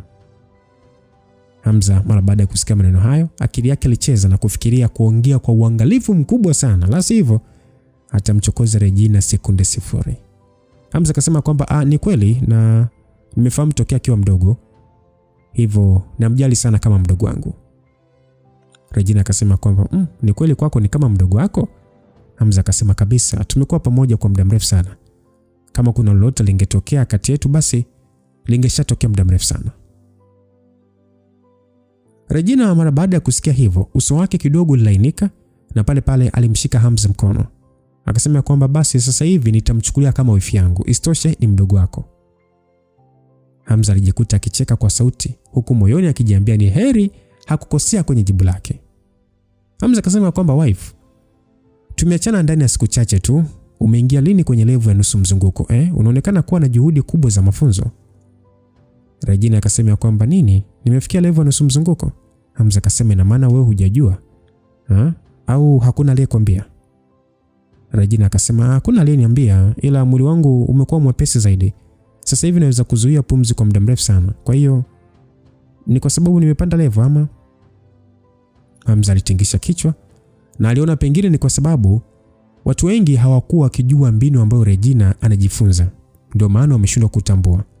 Ingawa daraja la mzunguko kamili ni mwanzoni kabisa mwa kujihisi tofauti na mabadiliko makubwa humtokea mtu, lakini kwa wakati wa kawaida ilikuwa ni ngumu kufahamu. Pia Hamza hakuchukulia kawaida uwezo wa haraka wa Regina kupata ufunuo kabla hata ya kufika level ya mzunguko kamili au level ya nafsi. Kawaida mtu hupata kuelewa ufunuo wake pale ambapo atafikia daraja la ukaidi wa asili au daraja la umakinifu ambapo ni mwanzoni mwa level ya nafsi au mwishoni. Lakini kwa Regina yeye aliweza kupata ufunuo hata kabla level ya mzunguko kamili. Hivyo Hamza alikuwa makini mno. Basi Regina akasema kwamba Habi, kwa hiyo nina kipaji cha kuvuna nishati, si ndio? Irene amesema hata baada ya kujitahidi ameshindwa kuhisi chochote. Yaani nimeingia level ya nusu mzunguko ndani ya miezi kadhaa tu. Hamza akasema kwamba una kipaji kweli. Wife, una kipaji kikubwa hata kunizidi. Nakumbuka wakati nikijifunza mafunzo ya nishati za mbingu na ardhi, ilinichukua mwaka mzima mpaka kufikia level ya nusu mzunguko. Hamza alijibu hivyo. Sasa Hamza wakati alipoanza mafunzo ya nishati aliweza kufika level ya nusu mzunguko ndani ya mwaka tu, na ilimshangaza mno Mr. Black mpaka kumchagua mara moja kuwa mwanafunzi wake. Hivyo kimantiki Regina speed yake ilikuwa ni kubwa zaidi. Lakini hata hivyo Hamza alikuwa ameona mengi. Mfano yeye mara tu baada ya kupoteza uwezo wake wa nishati za mbingu na ardhi alianza mafunzo mapya na aliweza kupanda level haraka sana. Sasa Regina akasema kwamba nataka nijitahidi ili ukiona vita tu tunaenda wote, nisiwe na kuwa na wasiwasi. Hamza akasema unaongea ujinga wewe. Mimi najifunza kwa uadilifu kwa sababu sitaki itokee mke wangu ukaja kumuua mtu yote. Wewe jifunze kama sehemu ya kujilinda tu. Kuhusu maadui na kuua watu wewe niachie mimi. Regina akasema kama ni hivyo kwa nini unamruhusu Dina kuua watu? Hamza akasema hilo ni swala dogo kwake. Isitoshe ni bosi kwenye ulimwengu usio wa kawaida, hivyo naweza kuruhusu. Regina akasema hata mimi naweza kuwa katika ulimwengu usio wa kawaida na kukusaidia. Hamza licha ya hivyo hakutaka kuendelea kubishana naye. Hivyo mara moja aliacha kuongea na kisha kurudi naye kwenye ngome. Watu hao walikuwa hawajaanza kula kabisa na walisubiri kwa zaidi ya dakika 10 mara baada ya kumuona Regina akirudi akiwa na Hamza, tena wakiwa wameshikana mikono. Watu wote walimwangalia Sally kwa muonekano usioelezeka. Na walikuwa wamesubiri kwa zaidi ya dakika 10. Sasa mara baada ya kumuona Regina akirudi akiwa ametangulizana na Hamza wakiwa wameshikana mikono, walijikuta akimwangalia Sally kwa hisia ambazo ilishindwa kueleweka. Sasa upande wa Sally muonekano wake haukubadilika.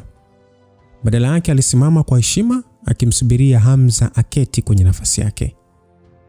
Hamza akasema kwamba Sally, haina haja kwa hivyo. Wewe toa tu maagizo. Hebu angalia wenzako wote wamekaa. Ni wewe tu ndio umesimama. Sally kwa sauti kavu akasema kwamba hiyo ni familia ya mfalme wangu. Mimi ni mfanyakazi wako tu. Hamza alionekana ukakama. Aliweza kuelewa kupitia kauli hiyo kwamba Sally hakuwa na furaha. Hata hivyo hakuwa na jinsi. Asingeweza kuzungumza maneno mengi ya kumbembeleza mbele ya watu wote hao. Hivyo alijifanya kana kwamba hakuna kilichokuwa kiendelea. Hamza akasema kwamba mniwe radhi jamani kwa kuwafanya mnisubiri kwa muda mrefu. Levathan yuko akicheka akasema kwamba bosi, umeenda huko Tanzania kwa miaka kadhaa tu na sasa umeoa kabisa. Umebadilika sana siku hizi bwana. Hamza tabasamu tu, kisha aliongoza kufungua chakula kwa kuinua juu glasi ya mvinyo. Basi Hamza akasema kwamba kwa ajili ya uhai tumeweza kukutana tena. Kwa ajili ya kumwenzi mwenzetu aliyetutangulia tupate kinywaji. Basi vikombe vyote vilivyokuwa vimepangwa mezani vilikuwa na muundo wa familia za kifalme za kimagharibi ya kale. Vyote vilikuwa katika rangi ya fedha au dhahabu. Vilikuwa ni vikombe vya gharama kubwa sana. Kwa haraka haraka kimoja kiligharimu mamia ya dola. Hata hivyo, Hamza hakuwa mtu wa kujali sana vitu vya kifahari. Kwa hivyo vilikuwa tu vikombe vya kunywea mvinyo. Karibia watu wote waliokuwa mezani waliinua glasi zao juu na mmoja baada ya mwingine walikunywa vinywaji, yani walikunywa kinywaji hicho kwa hisia nzito. Basi Irene mara baada ya yeye pia kutaka kunywa kumwenzi Mamen marehemu, alizuiliwa na Regina akaambiwa kwamba uruhusiwi kunywa, wewe ni mwanafunzi, unataka kunywa pombe? Irene akasema kwamba da Regina, niache basi ninywe kidogo tu. Huu unaonekana kuwa ni mvinyo maarufu kwa Romani Count uliohifadhiwa kwa zaidi ya miaka 1000. Mimi nataka tu nijue ladha yake hadi kuuzwa kwa bei ghali sana namna hii. Mimi nataka tu bwana nionje kidogo. Regina akasema kwamba huruhusiwi kunywa kitu chenye kilevi chochote mpaka pale utakapomaliza masomo yako. Irene akasema, yaani mimi nishakuwa tayari mtu mzima na siruhusiwi hata kuonja jamani. Dareji, wewe ni mtu mbaya sana. Mara baada ya kila mmoja kusikia maneno hayo, hali ya ukimya na mvutano iliyokuwa imetanda ilitoweka na watu wakaanza kurejea katika hali ya burudani. Wakati wa chakula hicho kulikuwa na maneno mengi yaliyozungumzwa, baadhi yakiwa kumbukumbu za nyuma. Hata hivyo, muda wa chakula haukutosha kwa mazungumzo yote. Hivyo yalihairishwa tu kwa muda. Sally kama msimamizi wa nyumba ya Hamza ndiye aliyekuwa na jukumu la kuandalia wageni hao vyumba vya kulala. Asilimia kubwa ya vyumba ndani ya ngome hiyo vilikuwa wazi. Hivyo kila mmoja alipata chumba chake. Upande wa Hamza na ndugu zake walikuwa wamekaa kwenye ukumbi wakijadili juu ya mpango wa mazishi ya rafiki yao siku iliyofuata. Mpaka walipomaliza na kila mmoja kutaka kwenda kulala, ndipo walipomuona Irami akiingia na kumuita Hamza. Irami akasema kwamba Hamza, kuna kitu nataka kukuambia. Unaweza kunifuata kwa dakika chache? Basi mara baada ya kauli hiyo, Ezo, Himidu na wengine wote walimwangalia Hamza kwa mshangao. Hata Regina ambaye alikuwa ameketi kwenye sofa alionekana kutokuwa na amani. Irami alitambua kosa lake muda huo huo. Ilikuwa ni usiku na namna alivyomuita Hamza ilionekana kutafasiriwa vibaya, hali iliyomfanya apate aibu za kike. Irami alishindwa kumalizia sentensi kwa kusema kwamba hapana jamani, msinielewe vibaya, kuna jambo binafsi nataka. Levathan akasema, Princess, una haja kujielezea sana bwana. Kadri unavyojielezea ndivyo unavyozidi kuharibu. Wewe ni gwiji wa heshima bwana. Na unataka kuzungumza na gwiji mwenzako. Kwa hiyo hatutakuelewa vibaya kabisa. Wewe nenda. Basi Irami alijikuta katika wakati mgumu zaidi. Hakutaka wanawake waliokuwa karibu wamuelewe vibaya. Akasema kwamba Regina, Dina, msije kunielewa vibaya, mimi simpendi Hamza. Sasa baada ya kusema hivyo, yani ni bora asingesema lolote. Kauli hiyo ilizidi kumfanya aonekane mwenye hatia na kuharibu zaidi. Yani bora angekaa kimya. Hamza alijikuta akifuta jasho kwenye paji la uso wake. Kisha akaamka, akasema, hebu twende tukaongea bwana, huna haja kujielezea sana. Hamza aliona ni vyema kuingilia haraka. Kama angemwacha endelee kuongea, jambo bali ingeweza kutokea. Airam alimfuata Hamza kimya kimya mpaka nje ya jengo hilo. Sasa Airam kwa sauti ya kuomba msamaha akasema kwamba samahani Hamza, nadhani nimeongea kauli tata. Hamza aliposikia hivyo alishindwa kujua acheke au alie. Alimwona Airam kuwa bado ni mjinga na mwepesi kama kawaida yake. Hamza akasema kwamba usijali kabisa, niambie sasa ulitaka kusema nini? Airam alitingisha kichwa, kisha akatoa kitambaa alichokuwa amekishikilia na kukifungua. Akasema kwamba nadhani vitu hivi viwili vilichukuliwa kutoka kwako na yule Serena, si ndio? Hamza alivitazama. Ni kweli ilikuwa ni zile fuele ambazo aliibiwa. Fuele zilizokuwa chanzo cha nguvu za umeme kwenye yale masanamu. Hamza akasema umezitoa wapi hizi? Airam akasema kwenye manuari ya Serena karibu na Adept Association. Ni vijana wetu waliovipata na kuniletea. Mimi sikupata muda wa kukuambia mapema, hivyo nimeona ni kuonyesha sasa hivi. Sikujua kama ni salama wengine kuviona, ndio maana nimekuita pembeni. Aliongea Airam. Hamza alishika fuele zile kwa namna ya kuzipima uzito mkononi. Na pale pale swali likamjia kwamba Airam, umewahi kujaribu uwezo wako wa kudhibiti elementi za anga kuziayusha hizi fuele? Aliuliza hivyo kwa sababu bado alishindwa kuelewa malighafi gani zilitumika kuzitengeneza.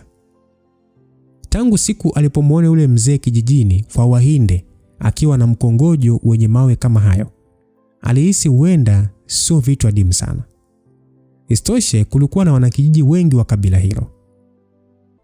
Ikiwa mmoja alikuwa ametumia mawe hayo kwenye mkongojo wake, huenda na wengine walikuwa nayo pia. Airam akauliza kwamba una uhakika unataka niziyeyushe? Hamza alifikiria kwa sekunde chache, kisha akatoa fuele moja na kumpa nyingine.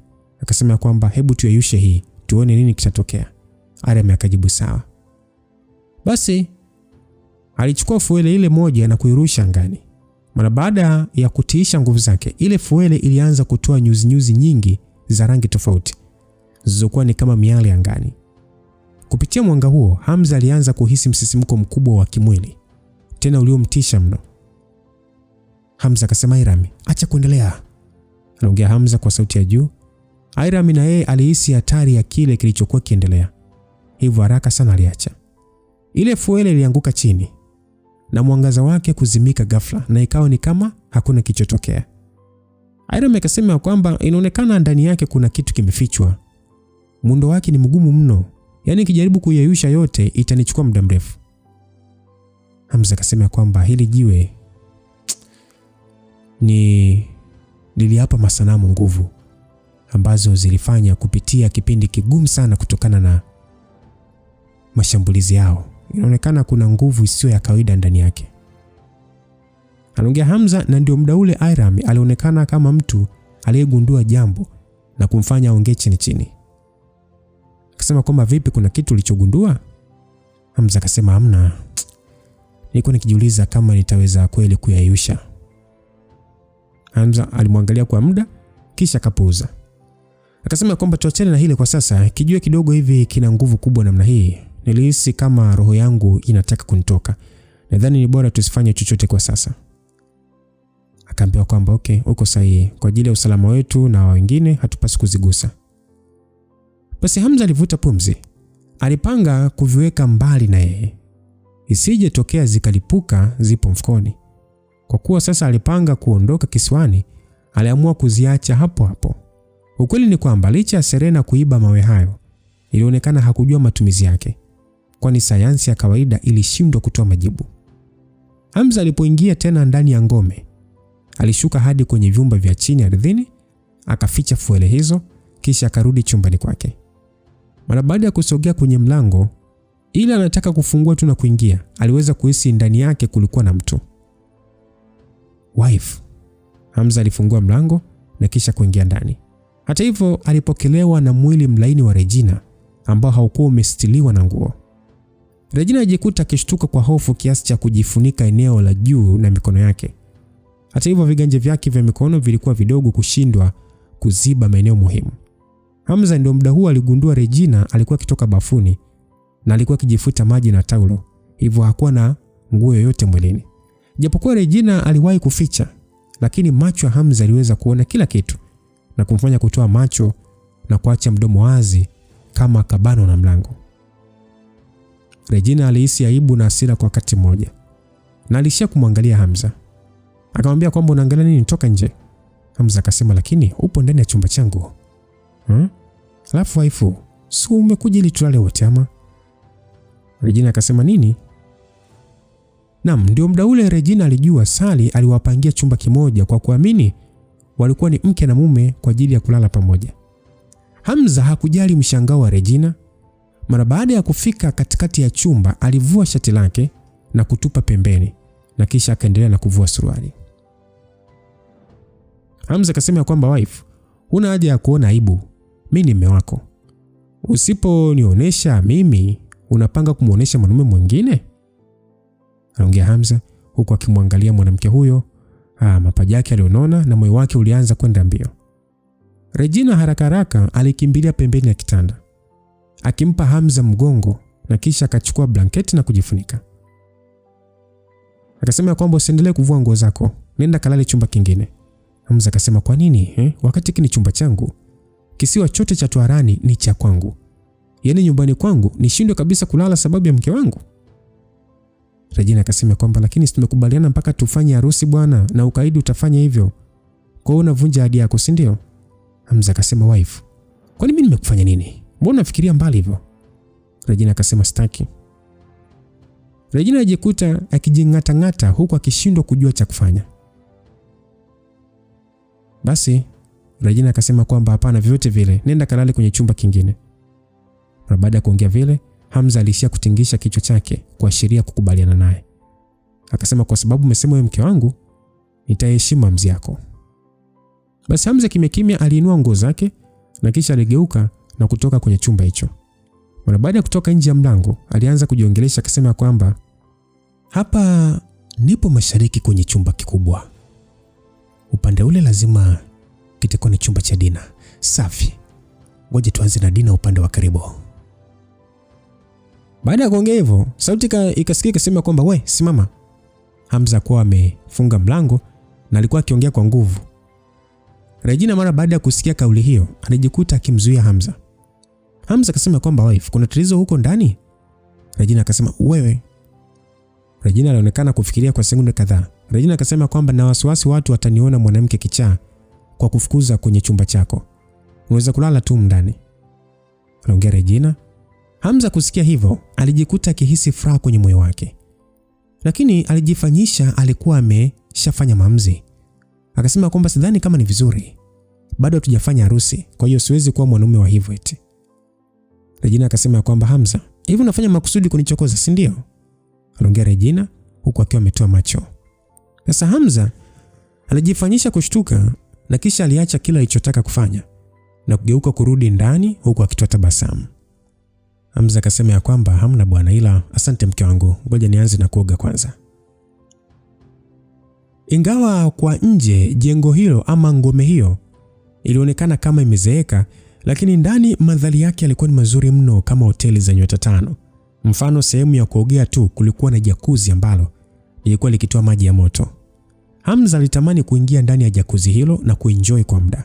Lakini mara baada ya kufikiria kuna mwanamke mrembo aliyejilaza akiwa nusu uchi kwenye kitanda cha 6x6, ajikuta akiharakisha kuoga haraka. Mara baada ya kujifuta maji airudi akiwa uchi kabisa. Sasa Hamza ila anapanga tu kwenda kujirusha kwenye kitanda akiwa wazi kabisa. Mabadiliko ya chumba hicho yalimfanya uso wake kuwa wa kijivu kama zombi. Regina mara baada ya kuvaa nguo za kulalia haraka aliondoa duvet na shuka zito la chini yake na kutandika chini. Regina akasema kwamba utalala hapo chini. Mwili wako sio wa kawaida hivyo huwezi kusikia baridi. Hamza alijikuta akiangalia tandiko hilo hapo chini kwa macho ya kutia huzuni na kisha akageuka na kuangalia kitanda chake ambacho kilikuwa na upana wa zaidi ya mita 2 na kujikuta akitoa tabasamu la uchungu. Akasema kwamba wife, kuna haja haya yote kitanda changu ni cha mita 2 kwa moja hicho. Kwa nini mimi nilale chini? Regina akasema kwamba hebu acha kuongea ujinga. Kama unataka kulala lala. Kama unataka kulala nenda kafanya mazoezi. Usiniambie vitu ambavyo unajua. Alafu sio kwamba eti tunataka kulala wala nini. Pia naomba uzime taa. Sijui hata switch iko wapi. Hamza aliangalia kitanda chake na kisha akaangalia tandiko alilotengenezewa na Regina, na kisha pale pale kimya kimya alisogea na kuzima taa.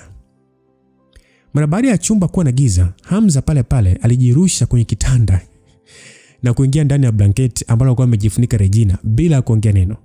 Regina akasema, unafanya nini bwana?" Hamza hakumpa nafasi Regina ya kugeuka, kwani pale pale alimshikilia kiuno chake kutokea nyuma na kuweka kifua chake mgongoni mwake. Hamza alimshika kwa nguvu mwanamke huyo na kisha akaongea kwa sauti ya kibesi akasema kwamba usilete usumbufu.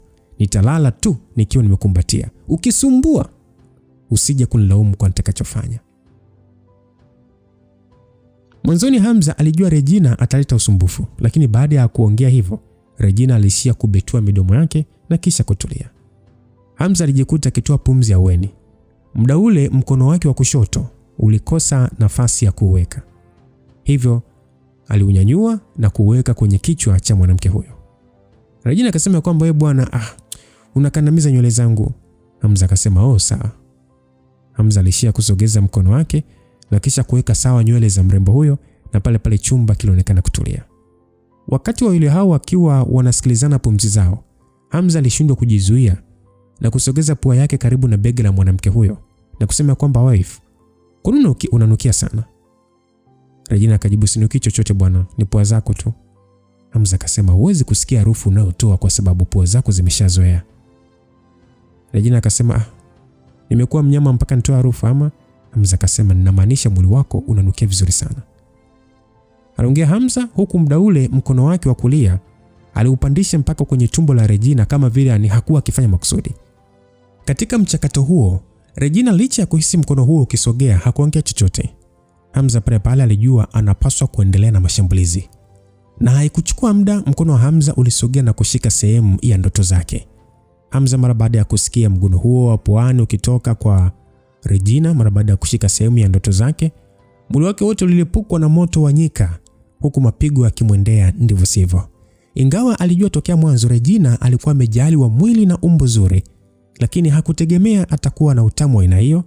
Hamza pale pale aliongeza ujasiri wake.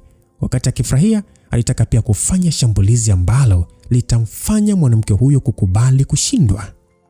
Sasa Hamza alitaka kuhakikisha Regina ndio anaiomba yeye mwenyewe na hatakuwa na jinsi kumpatia. Hata hivyo, baada ya dakika 20 kupita, Hamza alikuwa ameshafikia katika ile hatua muhimu sana, lakini kwa Regina hakuwa na mshtuko wote. Hamza alijikuta akijutia kwenye moyo wake. Aliona alimchukulia poa Regina uwezo wake wa kihisia. Alishia kujikatia tamaa na kurudisha mkono wake eneo la mwanzo la tumbo. Alijifariji kwa kujiambia, ngoja nilale tu, hata hivyo inatosha kumkumbatia tu na kupotelea usingizini. Ila sasa ikuchukua muda mrefu, mkono wa Regina uliokuwa laini ulimshika. Baada ya hapo, Regina aliuchukua ule mkono wa Hamza na kuingiza ndani kabisa kwenye nguo yake ya kulalia.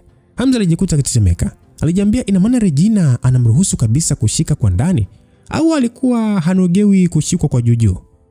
Basi Hamza akauliza kwamba, wife, unataka? Regina akasema kwamba, nimesikia ukiyaminya na yanakuwa makubwa, nataka uendelee, najisikia vizuri pia. Hamza akasema kwamba, mbona ni makubwa tayari? Regina akasema kwamba, makubwa kivipi bwana?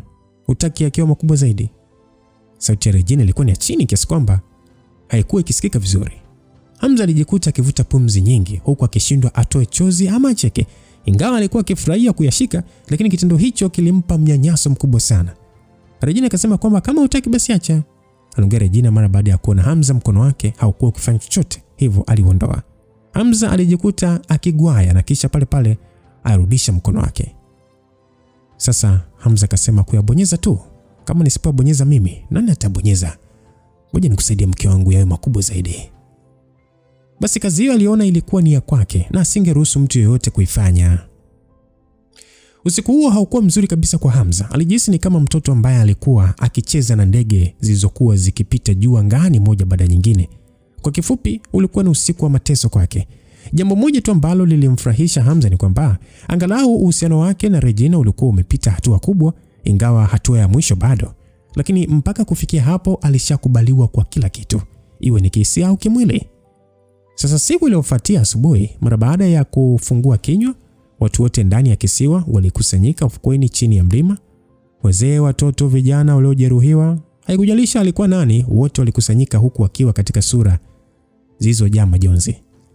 Miili yote ya waliokufa ilikuwa ikizikwa hapo. Hivyo ndio eneo ambalo salamu za kwaheri zilikuwa zikitolewa, huku mwanzo wa maisha mapya ukianza kwa wale waliobaki. Mara baada ya maziko kumalizika, hakukuwa na mpango wa kuendelea kubakia hapo kisiwani. Isitoshe, kila mtu alikuwa na mambo ya kufanya.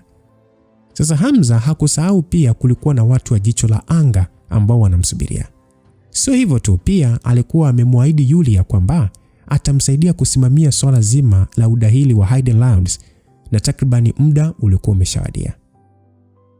Hamza aliwaaga ndugu zake kwamba anapanga kuondoka kisiwani hapo mchana. Ezo, Asmantes na wenzake pia walielewa na kuona baada ya vita hiyo wanapaswa kujimarisha zaidi. Isitoshe, walikuwa wameishi hapo kwa muda mrefu kidogo. Sasa muda wa chakula cha mchana, watu wote walikusanyika ndani ya ngome hiyo na kuanza majadiliano ya mipango ya baadaye juu ya ulimwengu. Upande wa Reji na wenzake, mazungumzo hayo yalikuwa mbali sana na ufahamu wao, hivyo hawakuongea sana. Sali akasema kwamba mfalme, kuna maombi kadhaa ambayo yametumwa na watu kutaka kuonana na wewe hapa kisiwani. Yapo kama 50. Angalia na kufanya maamuzi yupi ni sahihi kumchagua. Aliongea Sali aliyesogea na laptop na kumkabidhi Hamza. Hamza alishia kukunja sura na kisha akapokea tarakishi hiyo ya mpakato na kuanza kupitia hayo maombi yaliyofika hapo kisiwani. Na kuangalia kidogo tu, hakuonekana kujisumbua kusoma zaidi. Akasema, ni wakina nani hawa? Sali akasema kuna baadhi ni matajiri kutoka Uingereza, Ufaransa na Marekani, pamoja na baadhi ya mabosi wa kampuni kubwa. Wengine pia ni viongozi wa kisiasa na taasisi za kibenki, wote ambao tulikuwa na uhusiano nao mzuri kwa miaka 6 au 7 hivi, na baadhi pia ni marafiki zako. Leviathan alicheka akasema, bosi, sasa hivi umoja wetu bwana ni wa daraja S kamili. Watu wengi wana hofu ya kuwa na uadui na sisi na kutaka kujenga ukaribu. Hamza akajibu ya kwamba sina muda wa kuonana nao wote hao, hivyo waambie wasijisumbue kuja mpaka huko. Akaambiwa kwamba vipi kuhusu zawadi na hela ulizotoa? Hamza akasema kuhusu hivyo pokea tu. Nadhani tukipokea watapata amani. Isitoshe, tusipopokea vitu hivi watatoa kwa maadui zetu. Kwa hiyo toa vitu hivyo vyote kwa familia ambazo zimefiwa na ndugu zetu. Pia zitakazobaki peleka dunia nzima katika maeneo ambayo tulifanya uharibifu kwa watu wa kawaida. Sala akasema sawa, nimeelewa, naenda kuishughulikia sasa hivi. Mara baada ya kuona mwanamke huyo akinyanyua tarakishi hiyo na kutaka kuondoka, Hamza alishia kukunja sura na pale pale alinyoosha mkono wake na kilichosikika ni pa. Mara baada ya kupigwa kibao cha makalio, Sali alijikuta akiruka huku sasa akionekana kushtuka mno na kumwangalia Hamza na muonekano usioelezeka. Akasema kwamba mfalme, nimefanya kosa gani? Hamza akasema kaa kwanza ule chakula ndio ukaendelee na kazi. Kwa nini una haraka hivyo Si vibilioni vya hela tu ndio unaenda kufanyia kazi ama? Basi Irene ambaye alikuwa amekaa pembeni akinywa juice, mara baada ya kusikia kauli hiyo alipaliwa. Yaani kwamba vibilioni vya hela.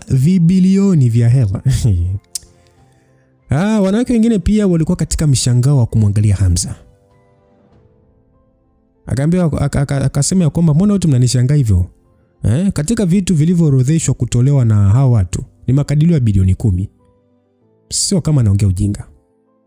Irene alishangaa akasema kwamba shemeji, inaonekana ni rahisi sana kwako kupata hela Yaani unaweza kupewa kiasi chote hicho na watu?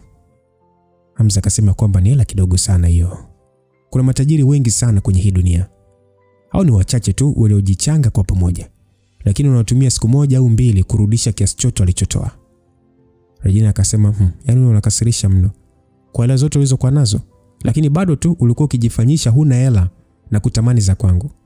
Hamza akasema, wife, hujawahi kuniomba hela yote. Lakini kama ukitaka nitakupatia. Sala akasema, mfalme, sina njaa kwa sasa, nitaenda kushughulikia hili kwanza. Aliongea Sali aliyekatisha mwongezi na kumfanya Hamza kukunja sura. Hamza akasema kwamba Sali, unafanya nini? Nimekuambia kaa ule kwanza, lakini bado hutaki. Na kila saa ni kuniita mfalme. Wakati nimekuambia uniite kaka tu inatosha. Kwa nini unafanya makusudi ili kunifanya nikasirike? Sali alishia kumwangalia Hamza akiwa na machungu. Na pale itafuta sehemu na kukaa. Irene akasema kwamba dada Sally, onja hawa samaki ni watamu mno. Aliongea Irene akimsogezea Sally sahani ambayo ilikuwa ina samaki aina ya tuna. Sally akasema sorry, ila siwezi kula hizi. Irene akasema jaribu hata kuonja, ni tamu mno. Hamza akasema kwamba Irene, sio kwa sababu Sally anakataa ulichompatia, ni kwa sababu chakula chake kikuu ni mboga mboga na hali vitu kama nyama na samaki. Aliongea Hamza akiwa na tabasamu. Ilikuwa ni mara ya kwanza ndio wanafahamu kuhusu hilo, maana hata jana walishangaa. Dina akasema kwamba kwa hiyo kumbe Sally ni mtu wa mboga mboga sana. Sally alishia kujiepulia chakula cha nafaka na mboga mboga za majani na kisha akala kijiko kimoja. Akasema hapana, ni kwamba tu sipendi kula. Irene akasema kwamba kwa nini jamani? Mbona nyama tamu sana? Regina alionekana kuelewa kinachoendelea na pale pale alimzuia Irene kuongea, akasema kwamba mbona unauliza maswali mengi wewe? Hebu kula chakula chako bwana malize. Basi upande wa Hamza alinua vipande vya mkate kisha alivipaka na jam na akamwekea Sally kwenye sahani yake. Akamwambia jitahidi kula, ingawa utimamu wako wa mwili ni mkubwa lakini umekonda. Sally akasema many thanks king. Hamza akasema kwa nini una haraka hivyo? Hamza aliongea hivyo kwa sababu Sally baada ya kusema hivyo alikula mkate ule haraka haraka, ndio maana Hamza akamwambia kwamba kwa nini una haraka hivyo. Hamza alijisikia vibaya kwa sababu Sally ni kama anakula kumridhisha. Sally aliishia kupangusa chembe za mkate zilizokuwa kwenye sahani yake na kisha akasimama. Akasema kwamba mimi nitatangulia kuondoka, unaweza kuendelea kufurahia chakula. Mwanamke huyo alikuwa ametumia dakika 2 tu kumaliza chakula chote. Hamza alijikuta akiishiwa na usemi huku akimwangalia Sally aliyekuwa akitokomea eneo hilo na kuishia kuvuta tu pumzi ya masikitiko. Basi akaulizwa kwamba kwa nini muda wote mudi yake ni mbaya. Himidu akasema kwamba bosi, hujarudi hapa kisiwani kwa muda mrefu na umekaa siku chache sana na kisha unaondoka, lazima Sally ajisikie vibaya. Aliongea Himidu aliyekuwa akinywa zake mvinyo taratibu tu. Hamza akasema kwamba lakini sina jinsi, mimi siwezi kukaa tu hapa kisiwani bila ya kumaliza mambo yanayonihitaji. Kuna watu wengi sana wanataka kuniona nikifa muda wote. Aliongea Hamza sasa akichukua glasi ya mvinyo na kupiga pafu. Regina akasema kwamba Habi, hebu nenda kaongee naye, bado ni mdogo na muda wote yupo peke yake hapa kisiwani, haikusaidia vitu vyako vingi. Kama kaka unapaswa kumuonyesha unajali mchango wake. Levathan alicheka akasema shemeji, umeongea vyema sana. Bro, unapaswa kumjali Sally anachokifanya. Aliongea Levathan kama kawaida yake akiwa ndio mwenye furaha zaidi. Watu wote kwenye meza hiyo walionekana kuunga mkono wazo la Regina. Asmantis akasema kwamba kama isingekuwa kwa Sally kujitoa kwa ajili yetu, sidhani kama tungeweza kupona hili janga. Aliongea Asmantis na wote walitingisha vichwa. Hamza alishia kumwangalia mke wake kwa namna ya kumkubali. Maneno hayo yalikuwa ni ya kisiasa mno. Alikuwa akionyesha kwamba ni mtu muungwana, lakini kwa wakati mmoja alikuwa akitengeneza mpaka kwamba wawili hao uhusiano wao ni wa kindugu tu na hakuna zaidi. Hata hivyo Hamza alikuwa na vitu kadhaa alivyotaka kuongea na Sally. Hivyo pale pale alinuka na kwenda kwenye ofisi yake kumtafuta. Sally alionekana kuwa busy na akiwa anataka kumpigia mtu simu. Alishangaa mara baada ya kuona Hamza akiwa nje ya mlango. Sally akasema mfalme, kuna tatizo? Hamza akasema njoo, kuna sehemu nisindikize. Sally aliweka kazi yake chini na kisha alimfuata Hamza mpaka kwenye vyumba vya ardhi ndani ya ngome hiyo. Mara baada ya Sally kuona Hamza anaelekea uelekeo huo, alijua kinachoendelea. Sally akasema kwamba mfalme, unaenda kumwangalia Angel? Hamza akasema mwanzoni nilipanga kumwangalia tena baada ya kupata dawa ya kumsaidia kufuka, lakini ndio naondoka, hivyo nataka angalau kumuona. Hamza mara baada ya kuongea hivyo alisogelea ukuta katika eneo hilo la ardhini na kisha aligonga jiwe moja kama anabisha hodi kwa zaidi ya mara 10 au 20 hivi kwa staili ya ajabu, na ni pale pale jiwe lile lilisogea pembeni na kuonyesha kifaa cha kuskani mboni ya jicho. Hamza alisimama karibu na kisha akaweka jicho lake karibu na kifaa kile mpaka baada ya kuonyesha vema. Ukuta wote ulizunguka kama mlango na kuonyesha eneo la ndani. Mara baada ya kuingia ndani eneo hilo, taa ziliwaka na mlango nyuma yao ulijifunga. Eneo hilo ilikuwa ni maabara ya siri. Na sababu ya Hamza kujenga jengo hilo ilikuwa ni kwa ajili ya kulinda mwili wa Angel. Katikati ya eneo hilo kulikuwa na kifaa kinachotumia umeme, yaani umeme wake binafsi, na kilikuwa na kemikali za kibiolojia ndani yake. Kimiminika hicho kilitengenezwa na Dr. Tembo. Ndani yake kulikuwa kuna mwili wa msichana wa kizungu aliyekuwa amelala usingizini. Hamza akasema kwamba Angel, I'm sorry. Ni muda mrefu sijaja kuona. Aliongea Hamza na kupiga hatua mpaka juu ya kifaa kile chenye kioo, na kisha alikipangusa kuondoa ukungu uliokuwa juu yake na kuangalia sura ya mwanamke huyo kwa ukaribu zaidi, huku mawazo mengi yakipita kwenye akili yake. Sally alikuwa amesimama nyuma yake karibu na mlango bila kuongea lolote.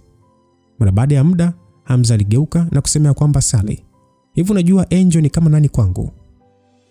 Sally akajibu, ni kama nuru. Hamza akasema, upo sahihi. Kwangu mimi Angel ni mmoja tu kwenye ulimwengu huu.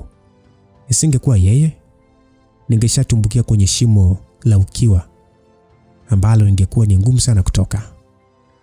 Alikuwa ni kama kimulimuli kilichotokea mbele yangu ndani ya shimo lenye giza totoro. Licha ya kwamba alikuwa mdogo sana kwangu na bila umuhimu wowote, alinifanya nijue ndani ya ulimwengu huu tofauti na giza, lakini pia nuru ipo. Aliongea Hamza. Hali ya muonekano wa kipekee ilijitokeza katika macho ya Sally kabla ya kuongea. Sally akasema kwamba nimejua sasa mfalme. Angel ni mtu anayekupa nguvu ya akili na Madam Regina. Na Madam Regina naweza nikasema kama ni mwenza wako wa nafsi. Sikupaswa kufanya vile mbele yako. Sikumiliki na nimekosea kwa kujipa usirias mbele yako. Hamza alishakutabasamu tu huku akinyosha mkono wake na kuchezea nywele za Sally. Nywele hizo zilizokuwa zikiteleza kama hariri zilichanguka kidogo. Hamza akasema kwamba Sally, naomba nikuulize. Je, kuna mtu yeyote unayemfahamu anayeweza kuingia kwenye chumba hiki tofauti na mimi mwenyewe? Sally mara baada ya kuulizwa swali hilo kidogo alibung'aa na kushindwa kujibu. Hamza akasema kwamba ndio, ni wewe Sally. Ukiachana na macho yangu na ya kwako pia yanaweza kufungua hiki chumba. Aliongea Hamza huku muonekano wake ukiwa serious kidogo. Hamza akasema kwamba wote hao ni marafiki zangu. Marafiki zaidi ya ndugu. Lakini hakuna hata mmoja ambaye anaruhusiwa kuja kumuona Angel. Unajua ni kwa nini? Kwa sababu ni wewe pekee Sally ulionifanya kukuamini kwa kila kitu nilichokuwa nacho bila kuwa na wasiwasi. Sally aliishia kumwangalia Hamza. Alijua alikuwa amemruhusu kuingia kwenye chumba hicho ili iwe rahisi ya kumsaidia kufanya usafi na kuangalia maendeleo ya Angel. Hamza pale pale alichukua mkono wa Sally na kisha akaweka kwenye kifua chake. Hamza akasema, Sally, naomba unisikilize. Umesema Angel alikuwa ni kama nuru kwangu, na hiyo ni kweli. Alinifanya nijue kuna nuru ndani ya moyo wangu.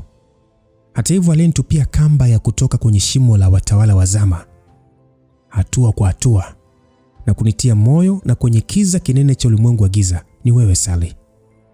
Angel alinionyesha mwanga ulipo nikiwa ndani ya shimo, lakini ni wewe uliyenitupia kamba kuifuata nuru. Wewe ndio ulionifanya nisijue maana ya kutokukata tamaa. Bila wewe hakuna mimi. Naweza nikasema ni wewe pekee unayeweza kuingia ndani ya hiki chumba na kisha kutoka unavyotaka, sawa na kuona sehemu dhaifu zaidi ndani ya moyo wangu. Sally alishia kumwangalia Hamza na macho mekundu. Kulikuwa na ladha ya uchungu na utamu kwenye mdomo wake kiasi cha kumfanya ashindwe kuongea. Hamza pale pale alimchukua Sally na kumkumbatia huku akimgonga mgongoni. Akasema, msichana mjinga sana. Usiwe na wivu zaidi ya yoyote yule na usiruhusu mawazo yako ya kupelekeshe. Wewe ni wa kipekee kwenye moyo wangu. Una haja ya kupigania nafasi ambayo unayo tayari, umenielewa? Sally alishia kuguna kupitia mgongoni huku machozi mengi yakimtoka. Akasema, I'm sorry, I was wrong. Hamza kusikia hivyo alijikuta akijifanyisha hajafurahi na kisha akamwangalia akasema, bado tu utaendelea kuniita kama unavyokuwa ukifanya? Nataka kusikia ukiniita kama nilivyokuambia. Aliongea Hamza. Sally uso wake wa kirembo uliishia kujawa na hali ya aibu kidogo na kisha akasema, kaka Hamza mzee. Hamza akasema, namna hiyo sasa. aliongea Hamza huku akicheka kwa nguvu. Hamza hakutaka kumfanya Sally mawazo yake kumpelekesha. Isitoshe, tokea akiwa mdogo, msichana huyo hakuna aliyemfanyia wema. Hivyo ilikuwa ni rahisi kwake kuamini kila anachopokea kutoka kwa mtu kina gharama yake. Sasa mara baada ya kuona amefanikiwa kufungua fundo lililokuwa ndani ya kifua cha Sally, pale aliona ni muda wa kurudi Tanzania.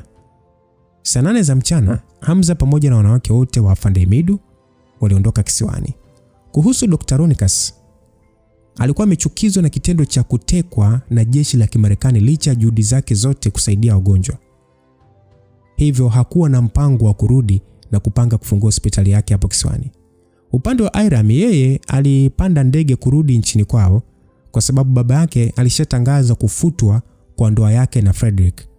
Jambo hilo sasa liliwashangaza Hamza na Iram pale walipopokea taarifa hizo. Au kuamini nguvu ya Magadan Shakiamun ilikata tamaa ya kumuingiza Iram chamani. Hamza mara baada ya kutua Tanzania na kufika nyumbani, ilikuwa tayari ni usiku na wanawake walikuwa wameenda kwenye makazi yao kila mmoja. Sasa yeye na Reji mara baada ya kufika waligundua kulikuwa na ugeni kupitia gari lililokuwa ndani ya eneo hilo. Hamza pale alihisi ugeni huo utakuwa ni watu fulani na kutoa tabasamu la kejeli. Regina akauliza kwamba Habi ni nani? Hamza akasema wanajiamini mno. Aliongea Hamza na bila kuongea zaidi. Pale alimshika Regina mkono na kuingia naye ndani ya nyumba. Sasa mara baada ya kufika eneo la sebeni, Regina aliweza kuona wanaume watatu waliokuwa wamekaa kwenye sofa. Shangazi alikuwa amekaa pia ndani ya eneo hilo na alikuwa na hali ya hofu kidogo. Mara baada ya kumwona Regina na Hamza alijikuta akisimama haraka. Shangazi akasema, Hamza, Regina, sikutaka kuwaruhusu kuingia ila nilishindwa pia kuwazuia. Regina mara moja aliweza kufahamu mmoja kati ya watu hao alikuwa ni yule mwanaume ambaye aliwaletea vurugu wakati wa maziko ya bibi yake. Sasa mwanaume mmoja akacheka akasema, Lucifer, mfalme wa kuzimu. Naitwa Dosal wa familia ya Dosa kutoka Bondeni. Mtoto wangu Sui asiye na akili na mwenye kurupuka alifanya vitendo vya kujenga sintofahamu kati yetu. Leo hii nimekuja na mtoto wangu wa kwanza ambaye ni Kesu na huyu Sui kwa ajili ya kuomba radhi. Basi alikuwa ni mwanaume aliyevalia kanzu ya rangi ya kijani huku akiwa na nywele zilizo jamvi, lakini zilikuwa zimechanwa vizuri tu.